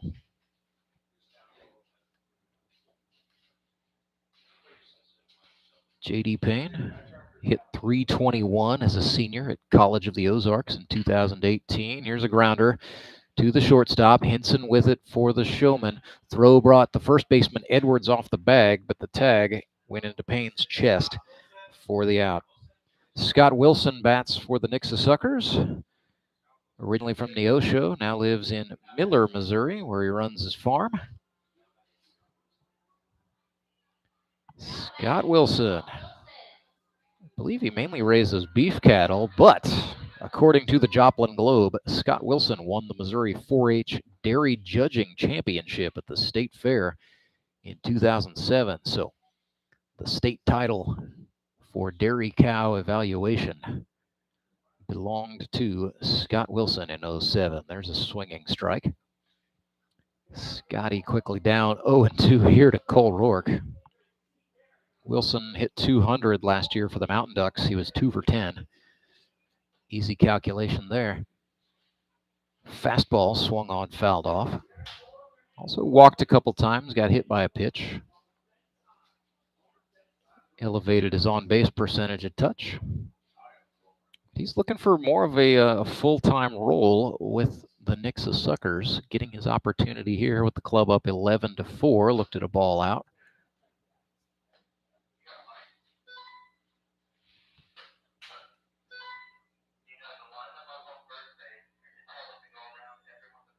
Rourke comes home. This is swung on, lifted. That's going to get over the head of the shortstop and into center field. Base hit for Scott Wilson. So just like that, pretty nice start for the 31-year-old farmer. Really making a go of it. Got his first taste of the grip and rip a season ago. Figured out, okay, this is what it's about. This is what I need to work on. And has come back a new and improved Scott Wilson. He's got speed. We'll watch him on the paths. Courtney Spitz smacked a 2 RBI triple to dead center last time. Looking to get something to launch off of Cole Rourke again. This is popped. That's going to go foul into the seats down the third base line. So Spitzy probably felt that one in his hands as he steps out. Now stepping back in behind 0-1 as the Showman defense resets. They're guarding the lines. Middle infielders deep, heels to the grass. Rourke took a look over. That sent Scott Wilson scurrying back. Edwards holding him close. Fastball misses out of the zone. Rourke shaking his pitching hand. Time is called. Not sure if he is cramping. Took off the glove, just shaking it out. Hope it's nothing more sinister than that. 1-1. Courtney Spitz back in the box. A couple of teacher coach professionals going at it here. The 1-1 swung on, sent back. Yep, Cole Rourke, social studies teacher and a coach at Licking. Courtney Spitz, physical education teacher and a coach at Springfield Catholic.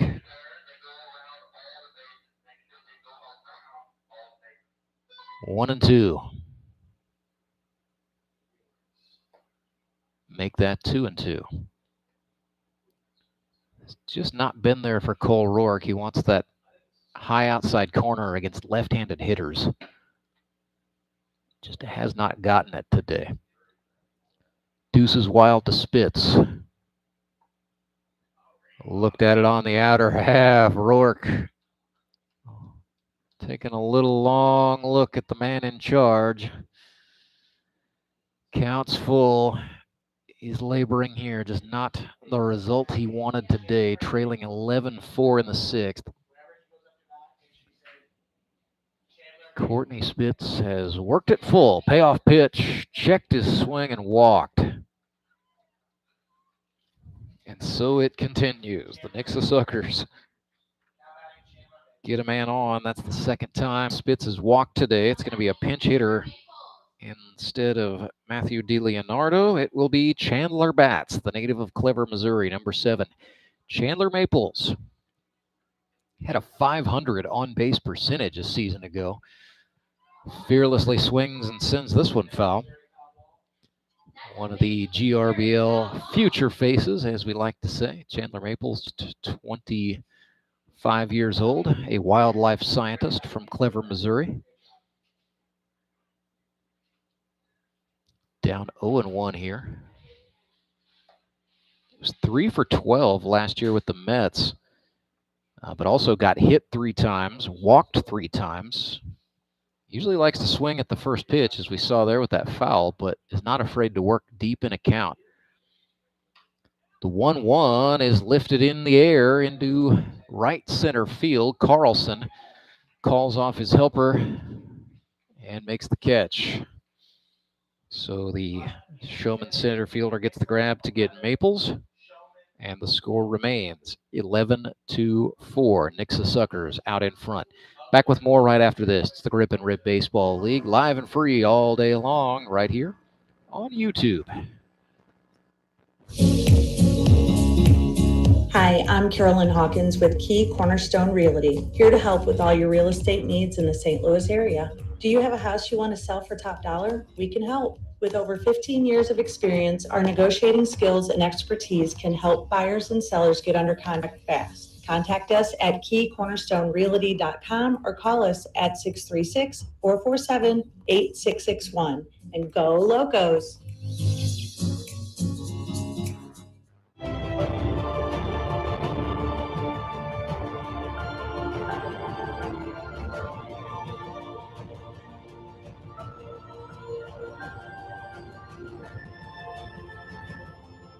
Well, that's one of the more controversial races in the 6th inning I think I've ever seen. First of all, about 2/3 of the field of entrants took off before Derek, our MC, said go. And then most of them didn't touch all the bases. I am giving it little guy in the Nixa Suckers jersey wearing the red hat. Looked to be the first finisher who actually ran the race legally. May not be recognized as a winner, but you're a winner in my book, kiddo.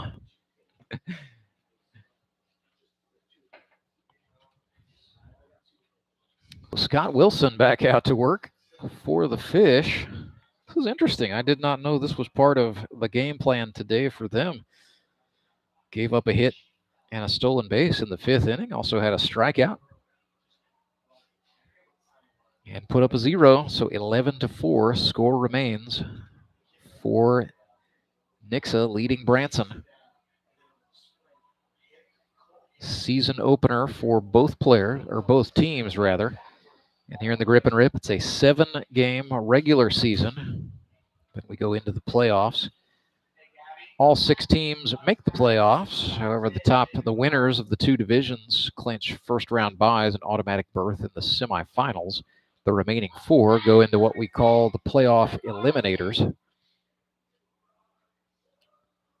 And since we have switched to that playoff format, a team that earned a bye has won the championship both times. It was the Ozark Mountain Ducks in 2020, then the Moon City Mavericks a season ago. Jacob Carlson bats against Scott Wilson. Reached on an error last time. Struck out in the 1st at the hands of Josh Engler, so looking for his first hit of 2022. Jacob Carlson.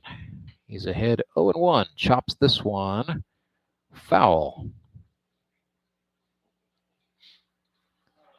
And the Suckers have moved a little bit of furniture around. They've got Dustin Bean playing third base.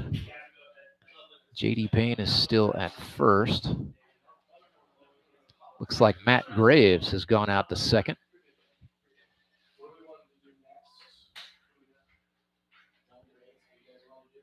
R.J. Neese still in behind the plate. Winkler still the shortstop.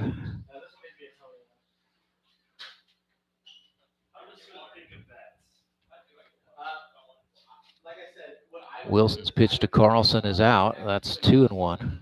Still got Spitz in center field. Didn't have that one on the bingo card, that's for sure.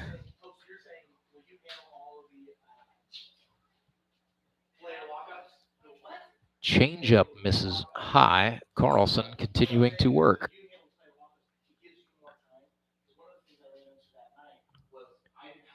Carlson, Edwards, and Fox this inning for Branson. The 3-4-5.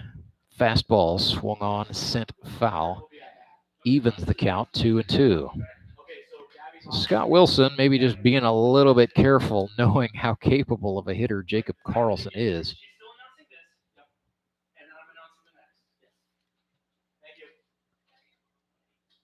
Another breaking pitch. Carlson was not fooled. He just lifted it back into the screen. Still 2-2.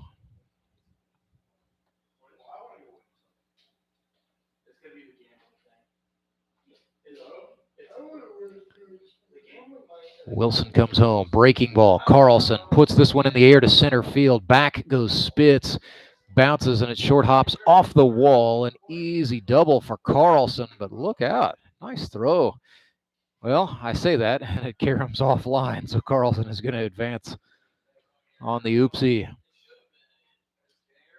Probably should have been a double, but hey, I'm feeling generous. Triple for Jacob Carlson to lead off the 6th.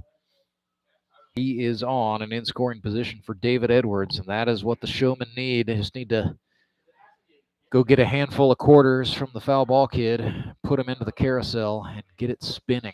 11-4, the Nixa Suckers still out front. David Edwards comes to the dish. Had a 5-hit game a season ago as a member of the Republic Locos. Ended up finishing the year 13 for 37, so a .351 average, and 9 runs batted in. Already has a single today. Looked at a ball high from Scott Wilson.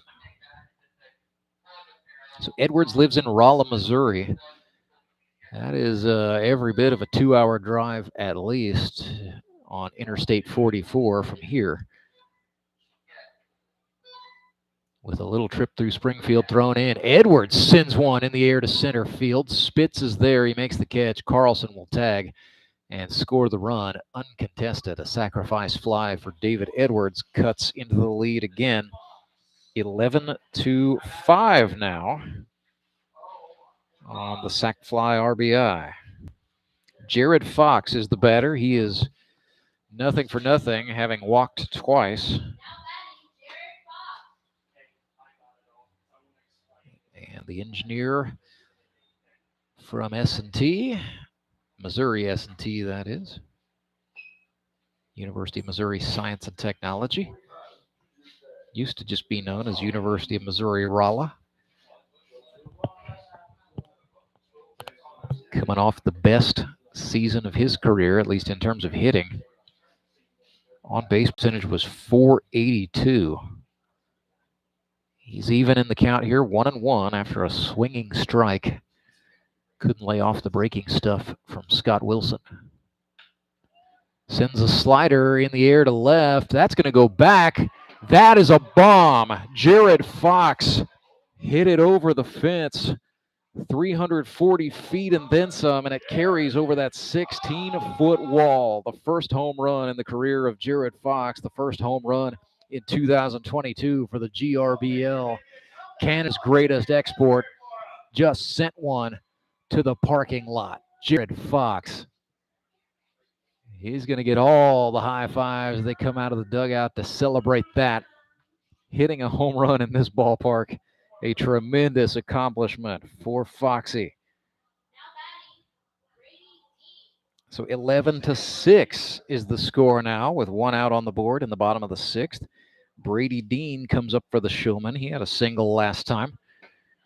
That one ran way in. It was also about chin high for Brady Dean for ball one. Brady Dean, the former West Plains Zizzer, looked at one outside. Scotty Wilson's control. I think he's a little rattled after giving up a homer. I mean, Jared Fox had the wind at his back, yes, but that wall is 16 feet high. He had to give that a ride. Oh, that's inside, and Dean just got out of the way. 3-0.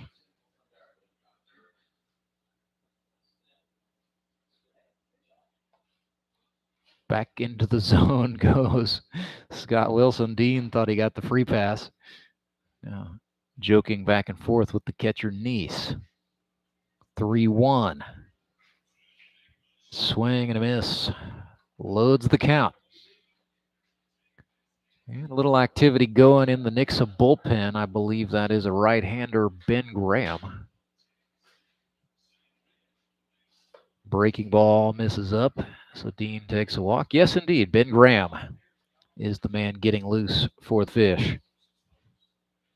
So the inning continues for Branson. They have cut the deficit to 5. Going to be a pinch hitter as well for the Showmen as they send in Weston Wilbanks. He is a rookie from Springfield, Missouri. Went to North Arkansas College, just 22 years old. Breaking pitch swung on. That is grounded to short. Suckers get one. They set up for 2. They turned it. Winkler to Graves, who flipped the hips and made the exchange. Baseball got to J.D. Payne in time for the 6-4-3. Great stuff from the Suckers infield, but not before Branson put 2 on the board, including a monster home run for Canada's greatest export, Jared Fox. So it's 11-6. Suckers in front. Back with more right after this. It's the Grip and Rip Baseball League. Big thank you to Henry's Towing. Remember, when you get in a jam, remember to let Henry do it. When Gary and Sandra Henry started Henry's Towing nearly 5 decades ago, customers knew that Henry would be the guy coming to help. People would call and ask to let Henry do it. And as Springfield has grown, our family has grown as well. So there's always someone around to come help you out. Everyone at Henry's is a member of the family, fully trained and as dependable as the original. With a family this size, help is always right around the corner. So if you find yourself in need of roadside assistance, remember to call the name you've grown to know and trust. Remember to let Henry do it.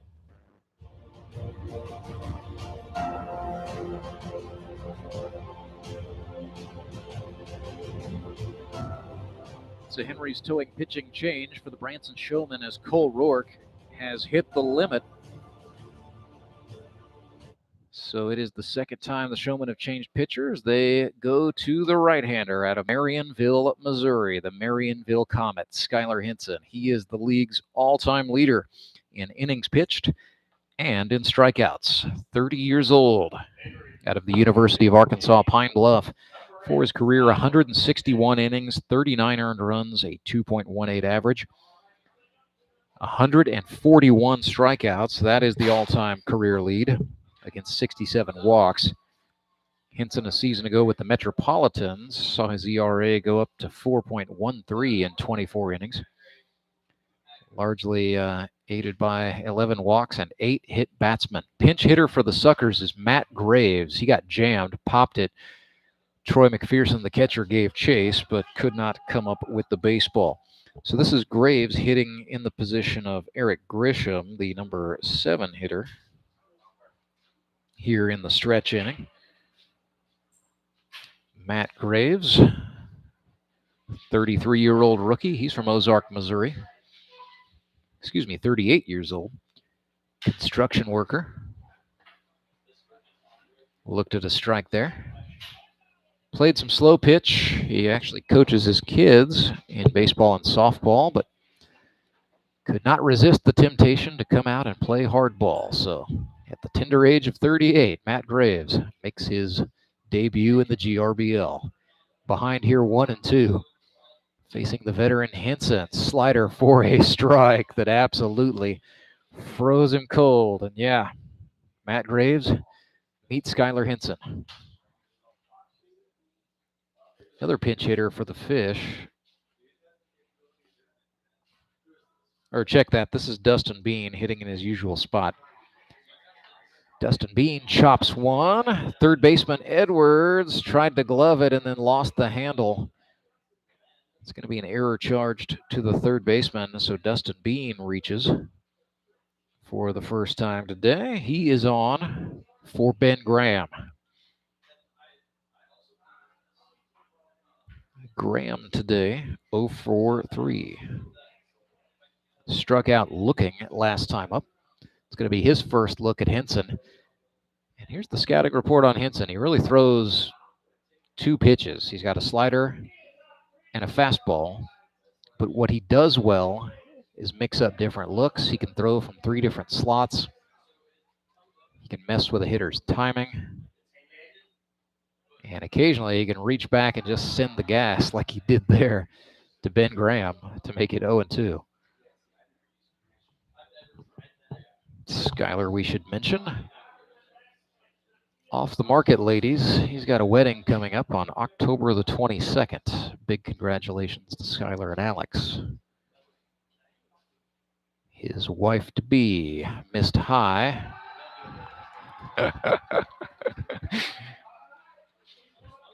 Little fun on the field. Tony Lewis, the commissioner, is the MC, just got the field umpire, Dennis Hill, to do a push-up. Meanwhile, Ben Graham laces a base hit down the left field line. First hit of Graham's GRBL career is a pretty nice piece. Nothing fancy there. Sat back and drove a slider into left field. So that puts men on first and second. 1 out. Dalton Winkler hits. 1 for 2. Had an infield single, part of a monstrous 4th inning for the Suckers, where they put 6 on the board. This is swung on and popped. It's going to stay on the infield. Toby Yorks, the first baseman, calls off his helpers and makes the catch. After a little bit of a debate by the showman on the infield, Skylar Hinson was off the mound, and then Weston Wilbanks also acted like he might want to get in on it. But it was Yorks making the catch.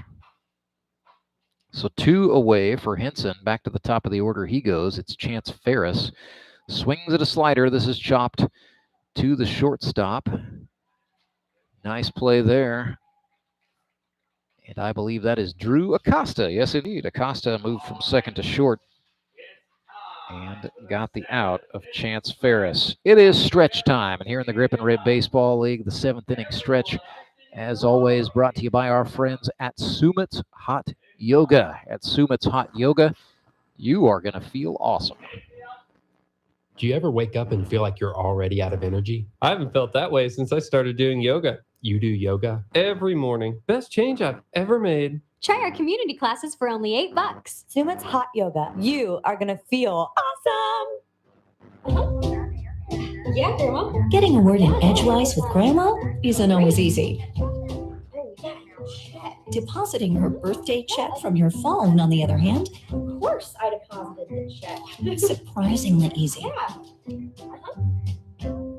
It's in there. Yeah. Mobile check deposit with the Great Southern mobile app. Easy. Download the app today. Now at Domino's, we're more than just hand-tossed pizza for $7.99. We're $7.99 gluten-free crust, $7.99 handmade pan crust, $7.99 Brooklyn-style crust, and $7.99 crunchy thin crust, too. Carry out 3-topping pizzas on any of Domino's 5 crusts for just $7.99 each.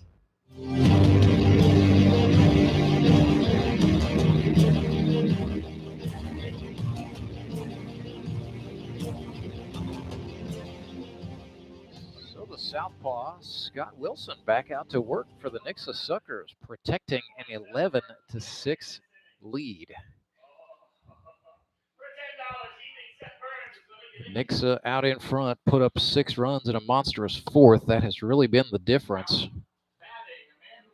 They've kind of gone quiet ever since then. Showmen with a 5-run deficit, looking to make something happen. It's Toby Yorks, Seth Burns, and Troy McPherson, the scheduled batters. And against the lefty, here we go. The switch hitter, Toby Yorks, goes into the right-handed batter's box. What can Mr. Splashman, Red Poseidon, Toby Yorks do? Swing and a miss there. Tipped it. It's 0-1. Yorks mashed an RBI double in a big 4-run fourth inning for Branson. Oh, he was fooled badly that time on a change. And he's behind in the count here, 0-2. It very quickly switches from aggression to protection for Toby Yorks. Fastball driven into left field. Nice piece for Toby Yorks. And he is aboard, looking to get out of a slump. 2 hits in 1 ball game will do that for you. Seth Burns is up. Into the right-handed batter's box he goes. Now my understanding here is Tony Lewis, our commissioner, is acting as the MC. He made a bet with one of Seth's biggest fans as to whether or not he's going to get a hit this inning. Of course, not actually wagering money. So if Seth gets a hit, he can win somebody $1.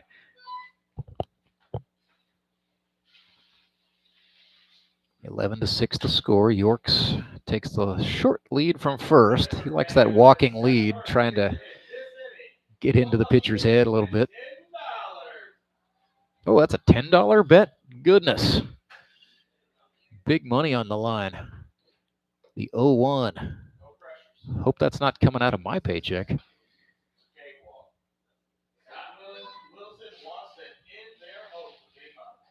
1-1 to Burns. 2 beef cattlemen going at it here. Fastball swung on and popped. It's going to stay on the surface, but it will get down harmlessly foul. First baseman Payne could not quite run that down in time. So the battle of the beef cattlemen continues. It's Burns versus Wilson. Not sure what they're into, if it's Angus, Brangus, limousines. If you know, let us know in the YouTube chat. 2-2. Breaking ball, swing and a miss. Scotty Wilson punches out Burns. And so someone does not win $10. Troy McPherson comes up next for the Showmen. Back to a little degree of seriousness here in the stretch inning. T-Mac 0 for 2, looking to right it.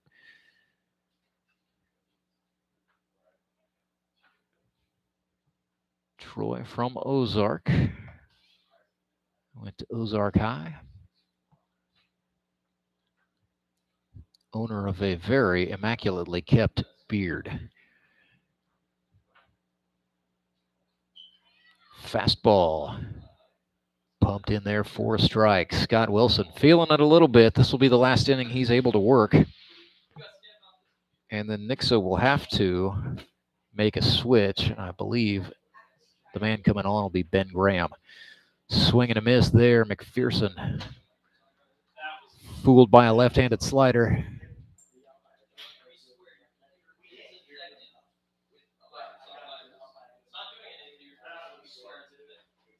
The 1-2 to T-Mac. Oof, out of the hand. Wilson, not sure if that's a circle change. Looked like it came off the palm. Not what he wanted to do. So the count's now even 2-2 to T-Mac. Fastball, swing and a miss. So Wilson bows his neck. Gets his second strikeout of the inning. It's the third K for him today. Back to the top of the order in the Anderson Engineering leadoff spot. Jamar Averyhart has a single and a stolen base today. 1 for 3 in his GRBL career is the rookie from Indiana. Oh, and a bad ricochet off the knee guard of catcher R.J. Neese. Ball carried all the way to the Showman dugout, allowing Toby Yorks to move up. So 1-0. Wilson and Neese going to try to just shake that off.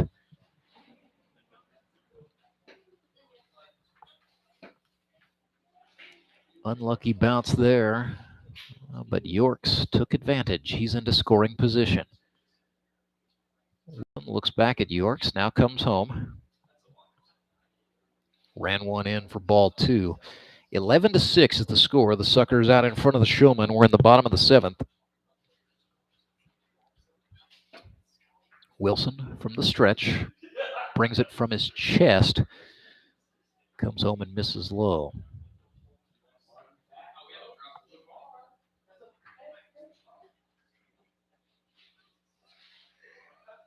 Three balls, no strikes to Averyhart.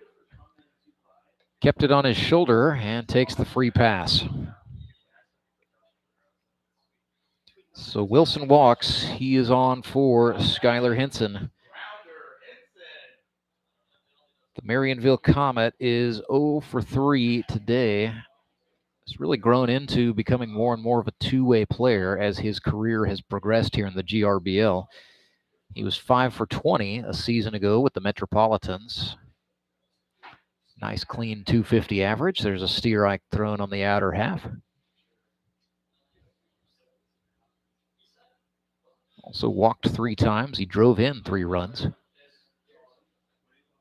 Struck out 7 times, so a little bit of a mixed bag. Swings and pops this one into center field. Could be trouble. That's down. A base hit. 1 run will score. That is Yorks, making it 11-7 for the Showmen. It's an RBI for Skylar Henson. His first hit of the season comes at a clutch moment as he gets a ribby. It is 11-7. So the Showmen, with runners on the corners, as Josh Wilbanks will courtesy run for the pitcher Henson. So men on the corners for Branson's most dangerous man, Jacob Carlson. 1 for 3 today with a triple. He hit the absolute life out of it. Yeah, fielder's playing him very deep now. Courtney Spitz, the center fielder, back toward the track. And the left fielder also deep for Jacob Carlson, who's down 0-1. Wilson missed high and tight.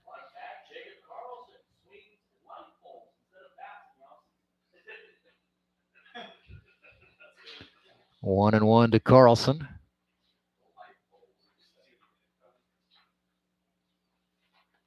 There's again, that's Wilson again trying. I think that's his changeup, and I think he's just not slipping out of his fingers, or his fingers not catching the stitch exactly. We use a low profile stitched minor league baseball.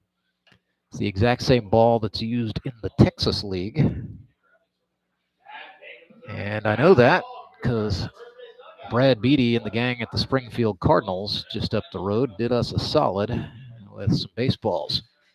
It's 2-2 to Carlson following a foul ball. 2 outs on the board. Runners on the corners for the Showmen, trailing 11-7 in the 7th inning. Another breaking pitch misses up and out of the zone. Good restraint from Carlson. Not fooled. Upstairs, it is 3-2. David Edwards just waiting in the on-deck circle. Payoff pitch. Runner goes. That's Wilbanks. Doesn't matter. It's a walk.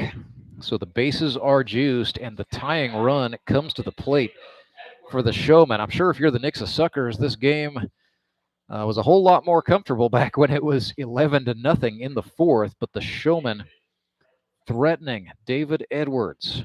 Sacrifice fly last time up. He is 1 for 2 today with a single and a strikeout.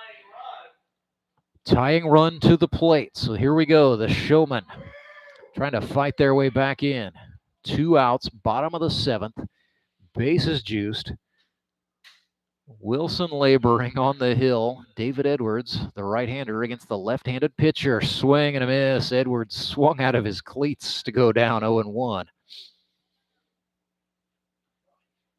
And Jared Fox, who has homered today, chomping in the on-deck circle, wanting to get some more this inning.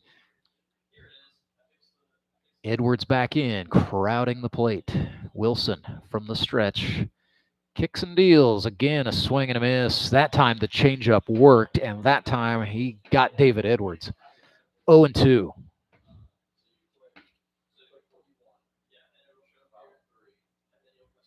Edwards, a Florida native, now a Missourian. Looking for something from Wilson. Fastball low. Good restraint. Again, it was 11-0 at one point. The Showmen have since put on 7 runs. They've got them loaded. Bottom of the 7th. Next pitch, swung on. This is grounded, and that is through. Avery Hart will score easily. Josh Wilbanks goes second to home, and David Edwards with a 2 RBI shot has cut the deficit to 2. He represents the tying run, and he is now on first base after that 2 RBI single. 11-9 is the score now, and Jared Fox 1 for 1 with a home run, a solo shot in the 6th, and 2 outs. And yes, indeed, that home run did come off of Scott Wilson, who I would imagine will be very careful with the Canadian this time. 0-0, 2 outs, 2 men on. Wilson threw him a strike. Jared Fox with a chance here. He represents a go-ahead. Edwards is that tying run. He's on first. Wilson comes home. Fastball. Fox checked it. Nice smothers it in the dirt. Runner on second is Carlson. He is an effective runner. Showmen trail by 2. Wilson looks back and comes home. Fox lifts this one. It is in the air. Way up there. It is trouble, and it is down. Base hit for Jared Fox, a Texas leader. Scores 1 more. And it is now a 1-run ball game. Jared Fox. It wasn't pretty, but it goes down as a hard line drive in the book. Fox makes the score 11-10. Showmen coming on when it counts. And that's going to bring up a conference on the hill. Courtney Spitz has seen enough of Scott Wilson. He's going to go to the pen. It's a Henry's towing pitching change. On comes Ben Graham for the Nixa Suckers. So let me tell you about Ben Graham. 11-10. Runners will be at second and third with 2 out. So Graham now lives in Fairplay, Missouri. He is originally from Kansas, went to Emporia State.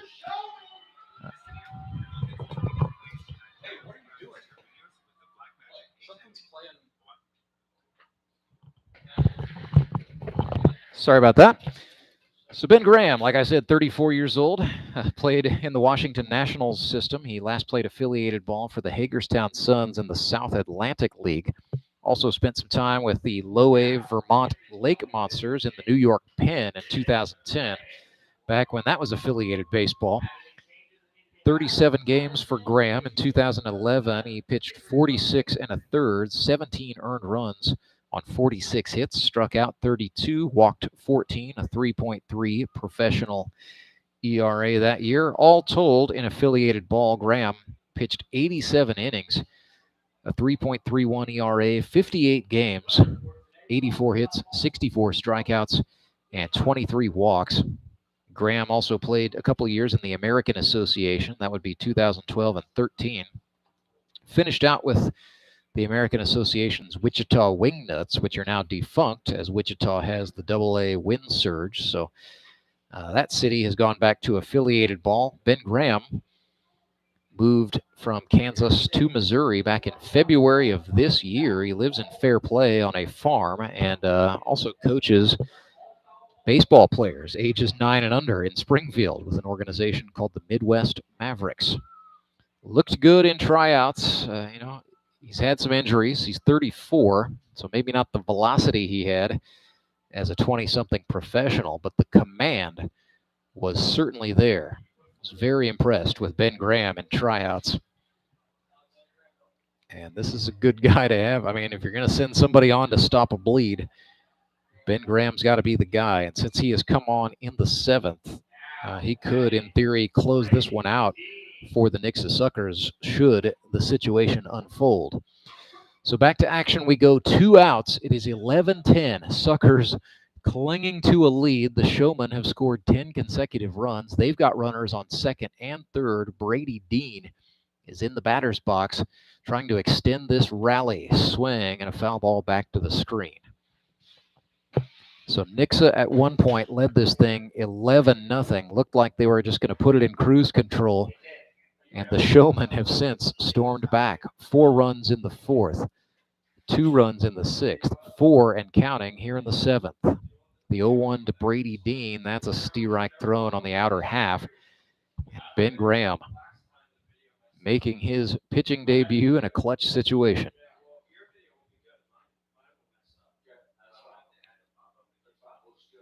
0-2. That's outside.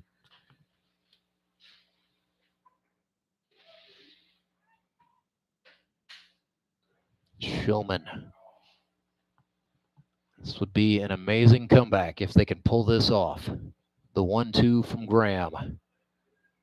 Slider missed low. 2-2. And 2. Deuce is wild. 2 outs, 2 men in scoring position. 2 balls, 2 strikes for Brady Dean. Graham's pitch. Fastball swung on, grounded right side. Matt Graves handles it for the Suckers, and they get out of the inning with a heavy sigh of relief, but not before the Showmen put 4 on the board. And just like that, we've got ourselves a 1-run ball game. 11-10 is the score. Nixa in front. Don't go anywhere. 8th inning right after this. My name is Paul Sunday with Big Whiskey's American Restaurant and Bar, started in Springfield, Missouri.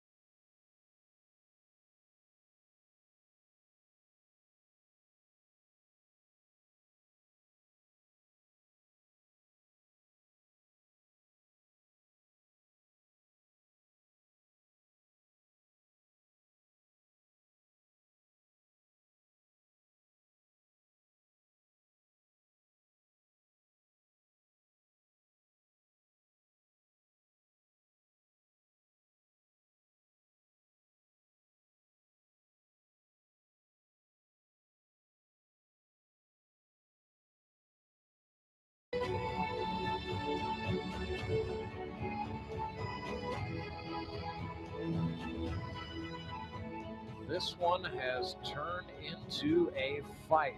11-10 the score. The Nixa Suckers clinging to the lead against the Branson Showmen.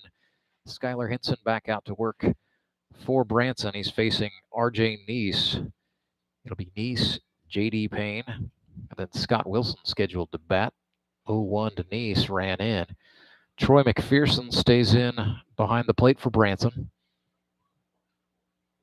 They're running David Edwards at third, Drew Acosta at shortstop, Weston Wilbanks at second base, and Toby Yorks at first. Check swing at an off-speed pitch, fooled Neese. It's now 1-2. Looking back at the man in charge, Matze Miller, wondering what that was exactly. Ball and 2 strikes. Now it's 2-2.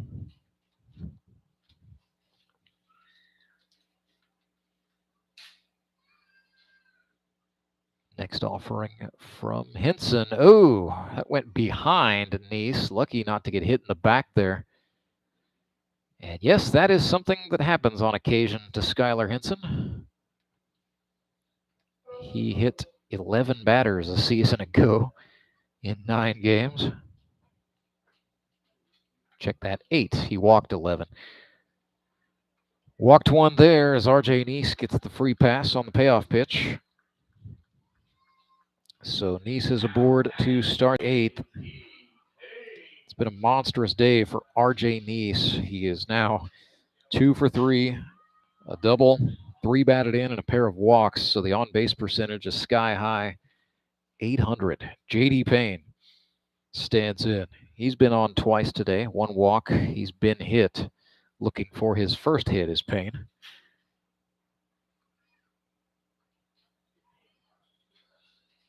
Oh, 0-1 after looking at a fastball. Another fastball, that's in the dirt. McPherson lost his glove, ends up chasing it down with 2 bare hands. That allows Neese to advance. On a passed ball in the dirt.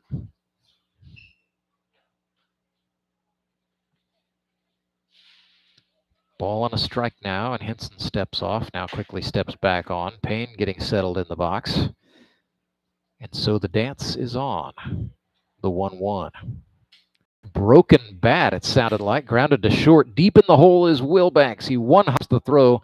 Yorks squeezes it for the retirement, and the runner advances. So 6-3 does move a man up to third base for the Suckers with 1 out. So excellent opportunity here for Scott Wilson. He's 1 for 1 today with a single. Not the pitching performance he might have wanted, but a chance to still come up big for the Suckerfish here.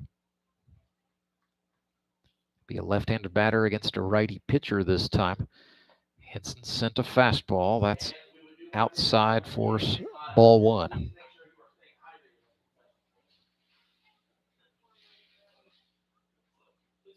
Swing and a foul ball back evens the count. Ground ball to the right side would do it for the Suckers as they're looking for insurance runs. Leading by 1. They have not scored since that monster 4th inning where they put up 6 runs. It has gone quiet since. Hinson misses up and out. 2-1 now.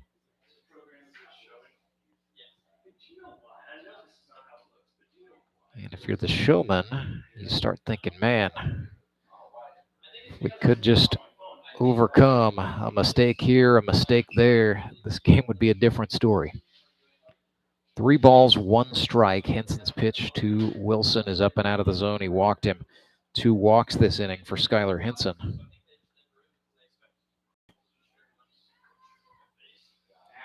And that puts men on the corners for Courtney Spitz. Spitz today, 1 for 2. That's going to bring up a conference on the mound, a Phoenix Home Care and Hospice mound visit as Cole Rourke goes out to talk to Skylar Hinson. Does not look like Hinson's going to be lifted, but the guys are going to talk about what to do. With runners on first and third, 1 out. And we will have a swap. Josh Wilbanks coming out of the dugout for the Showmen. Weston Wilbanks has gone to short. Drew Acosta is jogging off.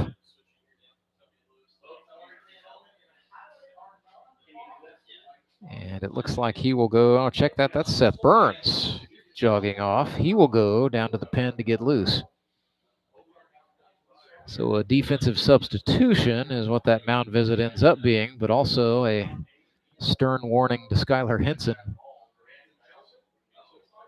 And some instructions for Seth Burns to get loose in a hurry as he goes down there with the Showman bullpen catcher, Dane Schaff. So he'll get loose down in right field. Showman will stick with Henson for the moment. Runners on the corners for the Suckers, who lead by a run. One out, top of the eighth. Runner goes, Spitz lifts one in the air, left field. Back is Avery Hart, and he will not make the catch. It is off the wall. Avery Hart finds the baseball. Another extra base RBI shot for Courtney Spitz, as the Showmen now trail 12-10. It's an RBI double for Spitz. Out to left field, right off the Budweiser sign.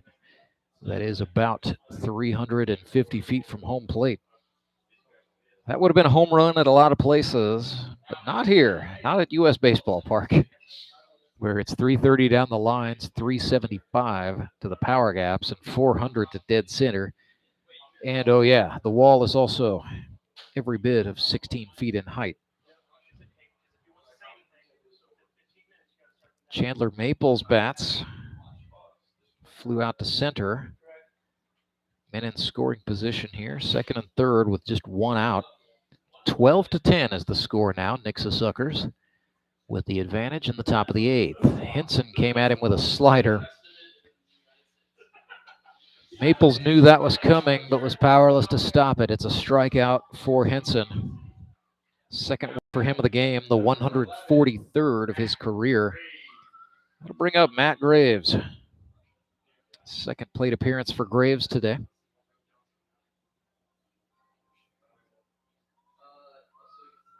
Struck out last time. Looked at a slider for a strike.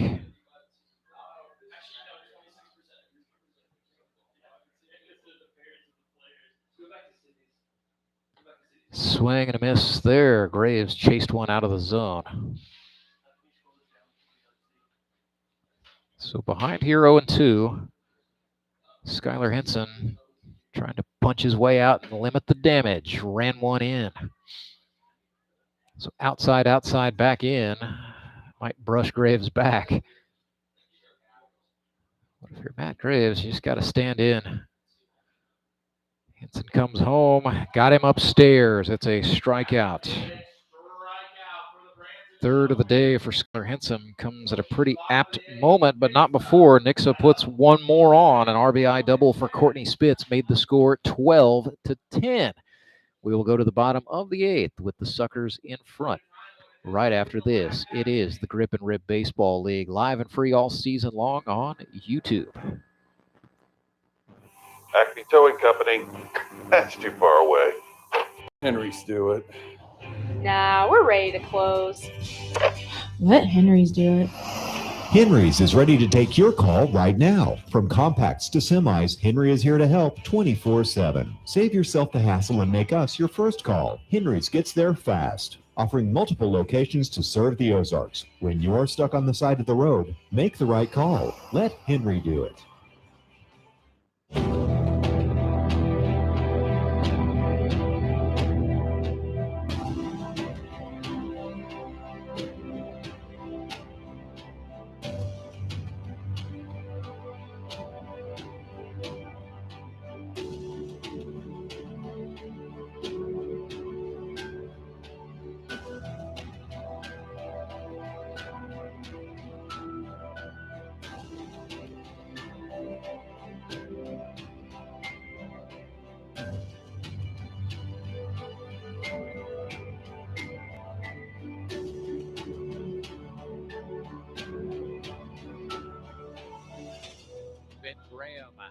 back to work for the Nixa Suckers, protecting a 2-run lead in the bottom of the 8th. Showmen trying to continue a comeback attempt. They were down 11-0 at one point in this game. They have fought back, now down 12-10. Bottom part of the order coming up. Scheduled hitters are Acosta, Yorks, and Burns. Although, as I say that, Weston Wilbanks come. Yeah, okay. Wilbanks entered back in the 6th, so it will be Weston Wilbanks. He is not related to his teammate Josh Wilbanks. Well, crazily enough, they do spell that last name the exact same way. So 22-year-old Weston Wilbanks stands in. Showman trail by 2. Bottom of the 8th, Ben Graham on the hill. From Emporia State University. That's at the NCAA Division II level. They're in the MIAA conference, and now got a managerial discussion here. The commissioner, Tony Lewis, is on the field talking to Cole Rourke and Courtney Spitz.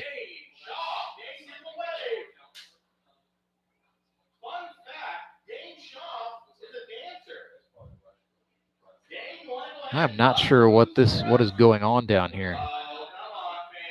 But Tony Lewis talking very specifically to Spitz and to Rourke. In rather animated body language, I'm pretty sure.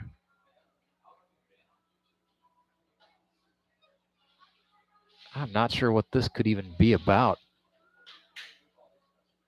Kind of taking the wind out of what has been a nice back and forth between these two clubs.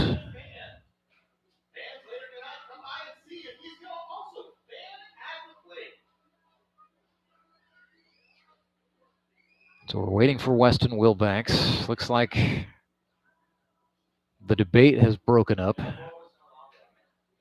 Rourke, Spitz now jawing a little bit with each other as they walk. Cole's got a long haul to make over to that coach's box in the third base dugout, or in front of the Suckers dugout, I should say. It's the third base coach's box. But here we go, nevertheless. Come on, guys, it's hot out there. 12-10 is the score. Suckers lead the Showmen. Bottom of the 8th. Showman coming to bat. Weston Wilbanks facing the right-hander Ben Graham, who fires a strike. And that is what Ben Graham is here to do. He's really impressed with his command at tryouts back on July 31st. Missed outside there to make it 1-1, trying to get Wilbanks to chase. Don't forget, coming up at 3, or it'll probably be a little bit after 3, it'll be the Springfield Metropolitans and the Republic Locos. That hit him. Or did that hit baseball bat? Maybe caught the end of the handle. Wilbanks staying in. So no hit batsman called. 1-2.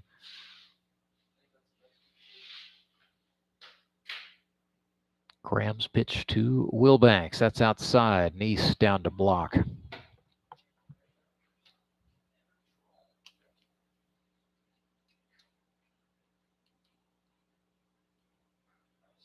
Two balls, 2 strikes, a 2-run ball game. Graham's offering is a strike, and Wilbanks down looking in the lower part of the zone. That is the first out. It's going to bring up Toby Yorks, who is 2 for 3 today. Now into the left-handed batter's box he goes. He's got a single, a double, a run batted in. Grounded out to first time up. Did that left-handed against a righty. Flares this one the opposite way, tailing. And that is just foul. Oh, goodness.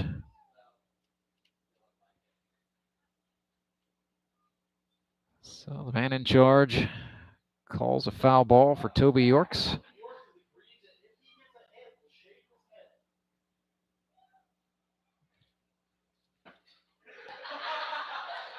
Back into the box goes Red Poseidon. He was a high school teammate of his Branson manager, Cole Rourke. Fastball on the inner half for a ball.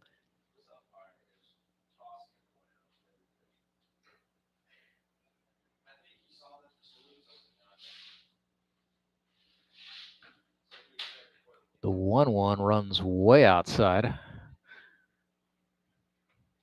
Graham, again, has not played organized baseball since 2013 when he was in the American Association. That's independent minor pro.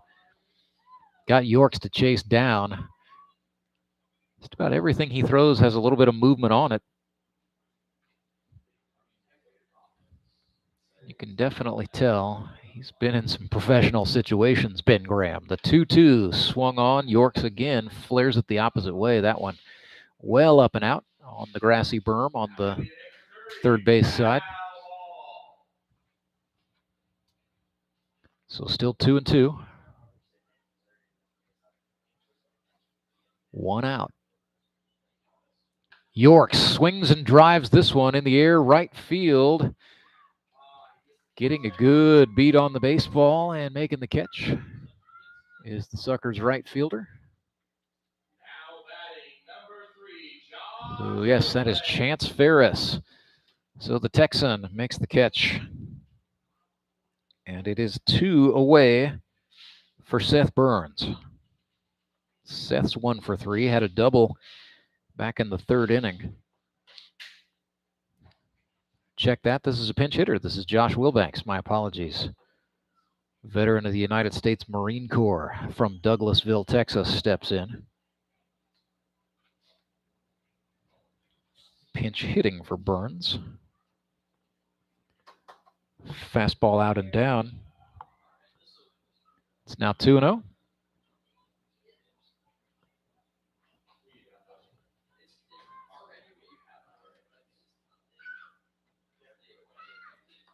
It's a fastball down for a strike. Josh Wilbanks had 4 hits a season ago with the Showmen. Second year with the club. 2-1. Fastball again low. Wilbanks reached out and got a piece. 2-2.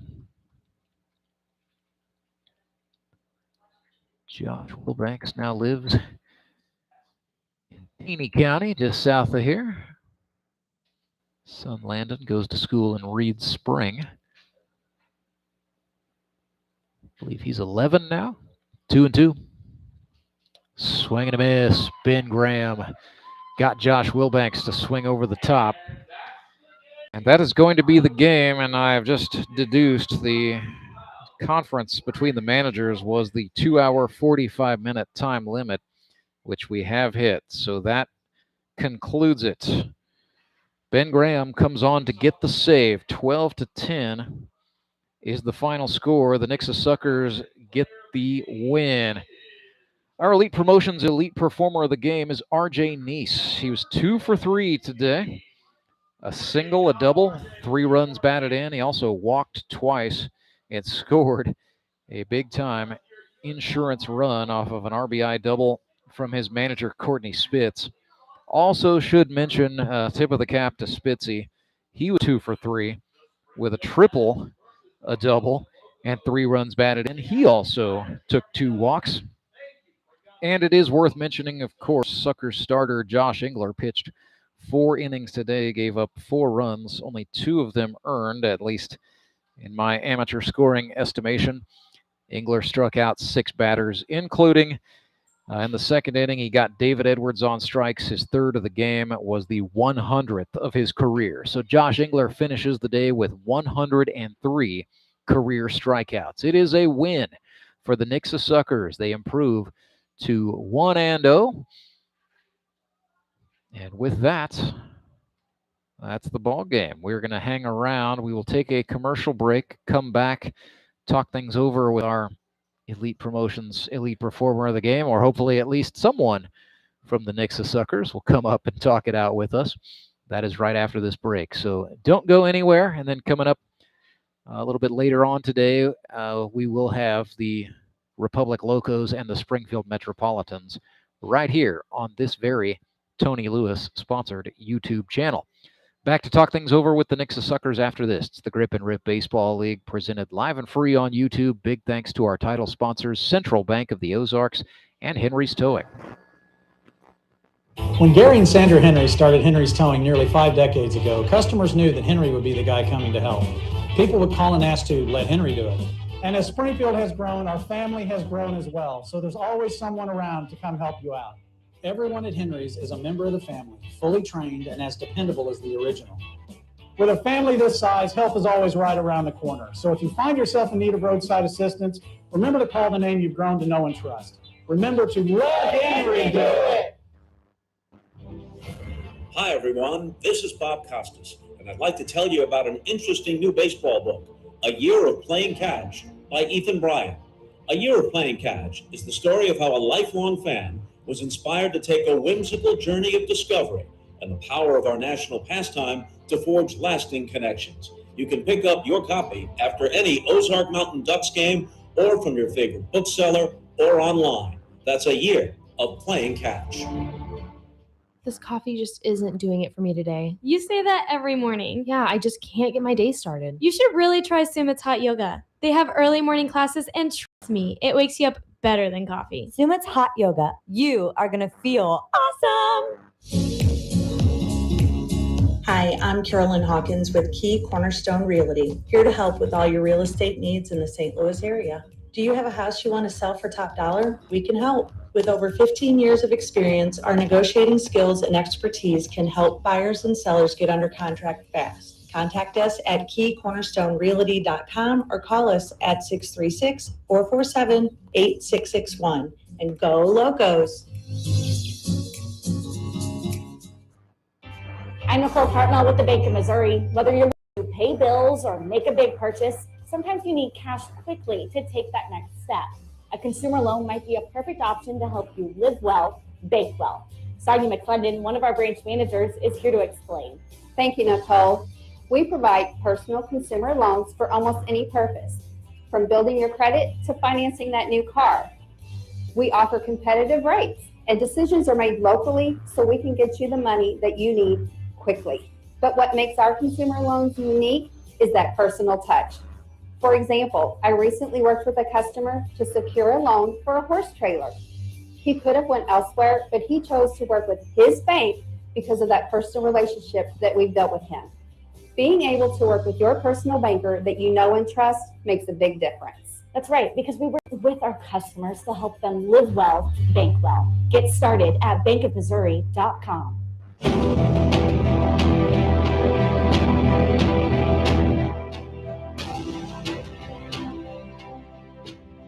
Burger back with you live at US Baseball Park, where the Nixa Suckers are winners 12-10. It got interesting, but they dispatch of the Branson Showmen and emerge 1-0 to show for it. Well, pleased to be joined up here in the broadcast booth at US Baseball Park by the Nixa Suckers starting pitcher today, Josh Engler. And Josh, you've probably been thinking about opening day just ever since your last season ended, and you had 97 strikeouts for your career. So, I mean, just tell me what you were thinking about just in terms of the individual accomplishment coming into today's game. For sure, yeah, that was definitely something that I wanted to try to wrap up last year. I really wanted to get to that 100 mark going into at the end of last season, but it was definitely something that I was trying to get to today. Wasn't necessarily I wasn't trying to do it. I was just trying to hit my spots and throw some good pitches. So, but it felt good. Yeah, I'm sure this one was a lot more comfortable when you guys had an 11-0 lead. Can you tell me about just what was the thought process for the Suckers as Branson kind of chipped away and cut the deficit gradually as it went on? Yeah, absolutely. I think in the first 4 to 5 innings there, when we were really putting some runs on the board, we did a good job of looking at seeing a lot of pitches, making sure that we were, making him throw some pitches, throw some strikes, and we saw a lot of balls. And I think it transitioned to us being able to get a good read on him and get some good hits under our belt. And definitely helps get the momentum to go and makes pitching a lot easier for sure. So you go 4 innings today. I know you're a guy who always wants to be the guy who gets the 5-inning designation, but man, I know it feels like it's 100 down there. Oh, maybe man. good to just save a little today. For sure, yeah. It definitely felt more like it was probably 120. RJ's here now, and he had to catch. I wouldn't have wanted to do that for nothing. So No, it was a little warm.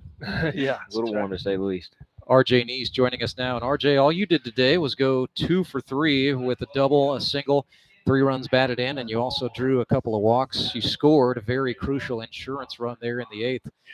I'll ask you the same thing I asked Josh. A tremendous start for you guys. What did it feel like to come out and just put runs up in bunches early on? Oh, it felt great. I think it gave us all confidence that, we can play with any of these guys out here. And, when you put up runs early, it helps out Josh, on the mound, and the rest of our pitchers, they don't have to be so tight. And like you saw some in the middle innings, we gave up some runs here and there, but it ended up not being anything that cost us. So was there a certain level of discomfort or maybe some discussion about rallying as Branson put some runs on? I don't think we were too worried about it. No, nobody really said anything. We felt good about it. Yeah, we were seeing the ball well.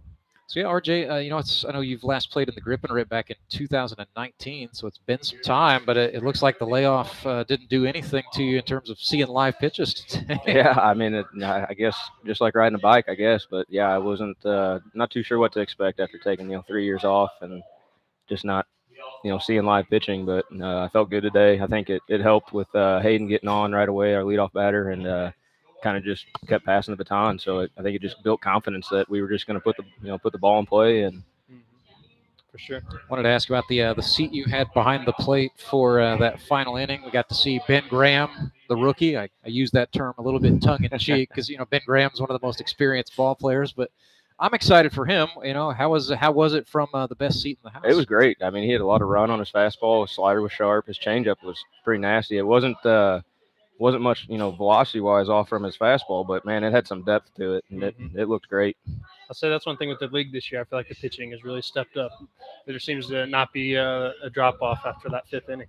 It's getting good. Yeah, just overall, Josh, I know you've been with us for 3 years now, and you came in 2020, which was just a weird year in the world and a weird year in the life of the Grip and Rip. For sure. How are you feeling about just the overall talent level across the league now in 2022? Absolutely, it has stepped up a lot. That's it's really nice. It's nice to see. Before you could see the latter half of the game maybe drop off a little bit, but with the overall talent coming in, we've got so many new faces. I keep a pretty good memory log of bats and who pulls a hitter, where they hit it, and all this, and it's tough. I think almost half their team or more was new faces, it seems like. Yeah. So it's good. It's exciting to watch. Got to tell a little bit of a story on you here. I remember this was after the Locos got knocked out in the semis last year. You sent me a message that said, hey, do strikeouts count toward career stats in the All-Star game? I said no, and he sent me a very decisively non-tough guy crying Pikachu animated GIF. It was one of those, like, I remember I think I was still in the parking lot at the stadium when I saw it. It was just one of those, is this my life kind of moments? So, so you were disappointed. You got the milestone out of the way. Now you get to concentrate on being a team player. That's exactly right. I'm excited. It's going to be a fun league. I think we got a good team and got some good new faces for us too. So should be exciting. Leave it with you, RJ Neese. You guys are 1-0. How's that feel? It's a good start. It's better than 0-1. Yeah, exactly, for sure. RJ Neese, Josh Engler, you guys will be back in action high noon Sunday, August 21st. You got the Republic Locos. I will let you go, get your air, and get some water in you. All right, thank you. Thank you, guys. Nixa Suckers win 12-10 today. Big thank you to our elite promotions, elite performers of the game. That'd be RJ Neese, and Josh Engler becomes just the 3rd man in the history of the Grip and Rip Baseball League to get 100 strikeouts for his career. Programming note for those of you wanting to see the Springfield Metropolitans and the Republic Locos, they're out getting loose right now. We are going to shut down this stream.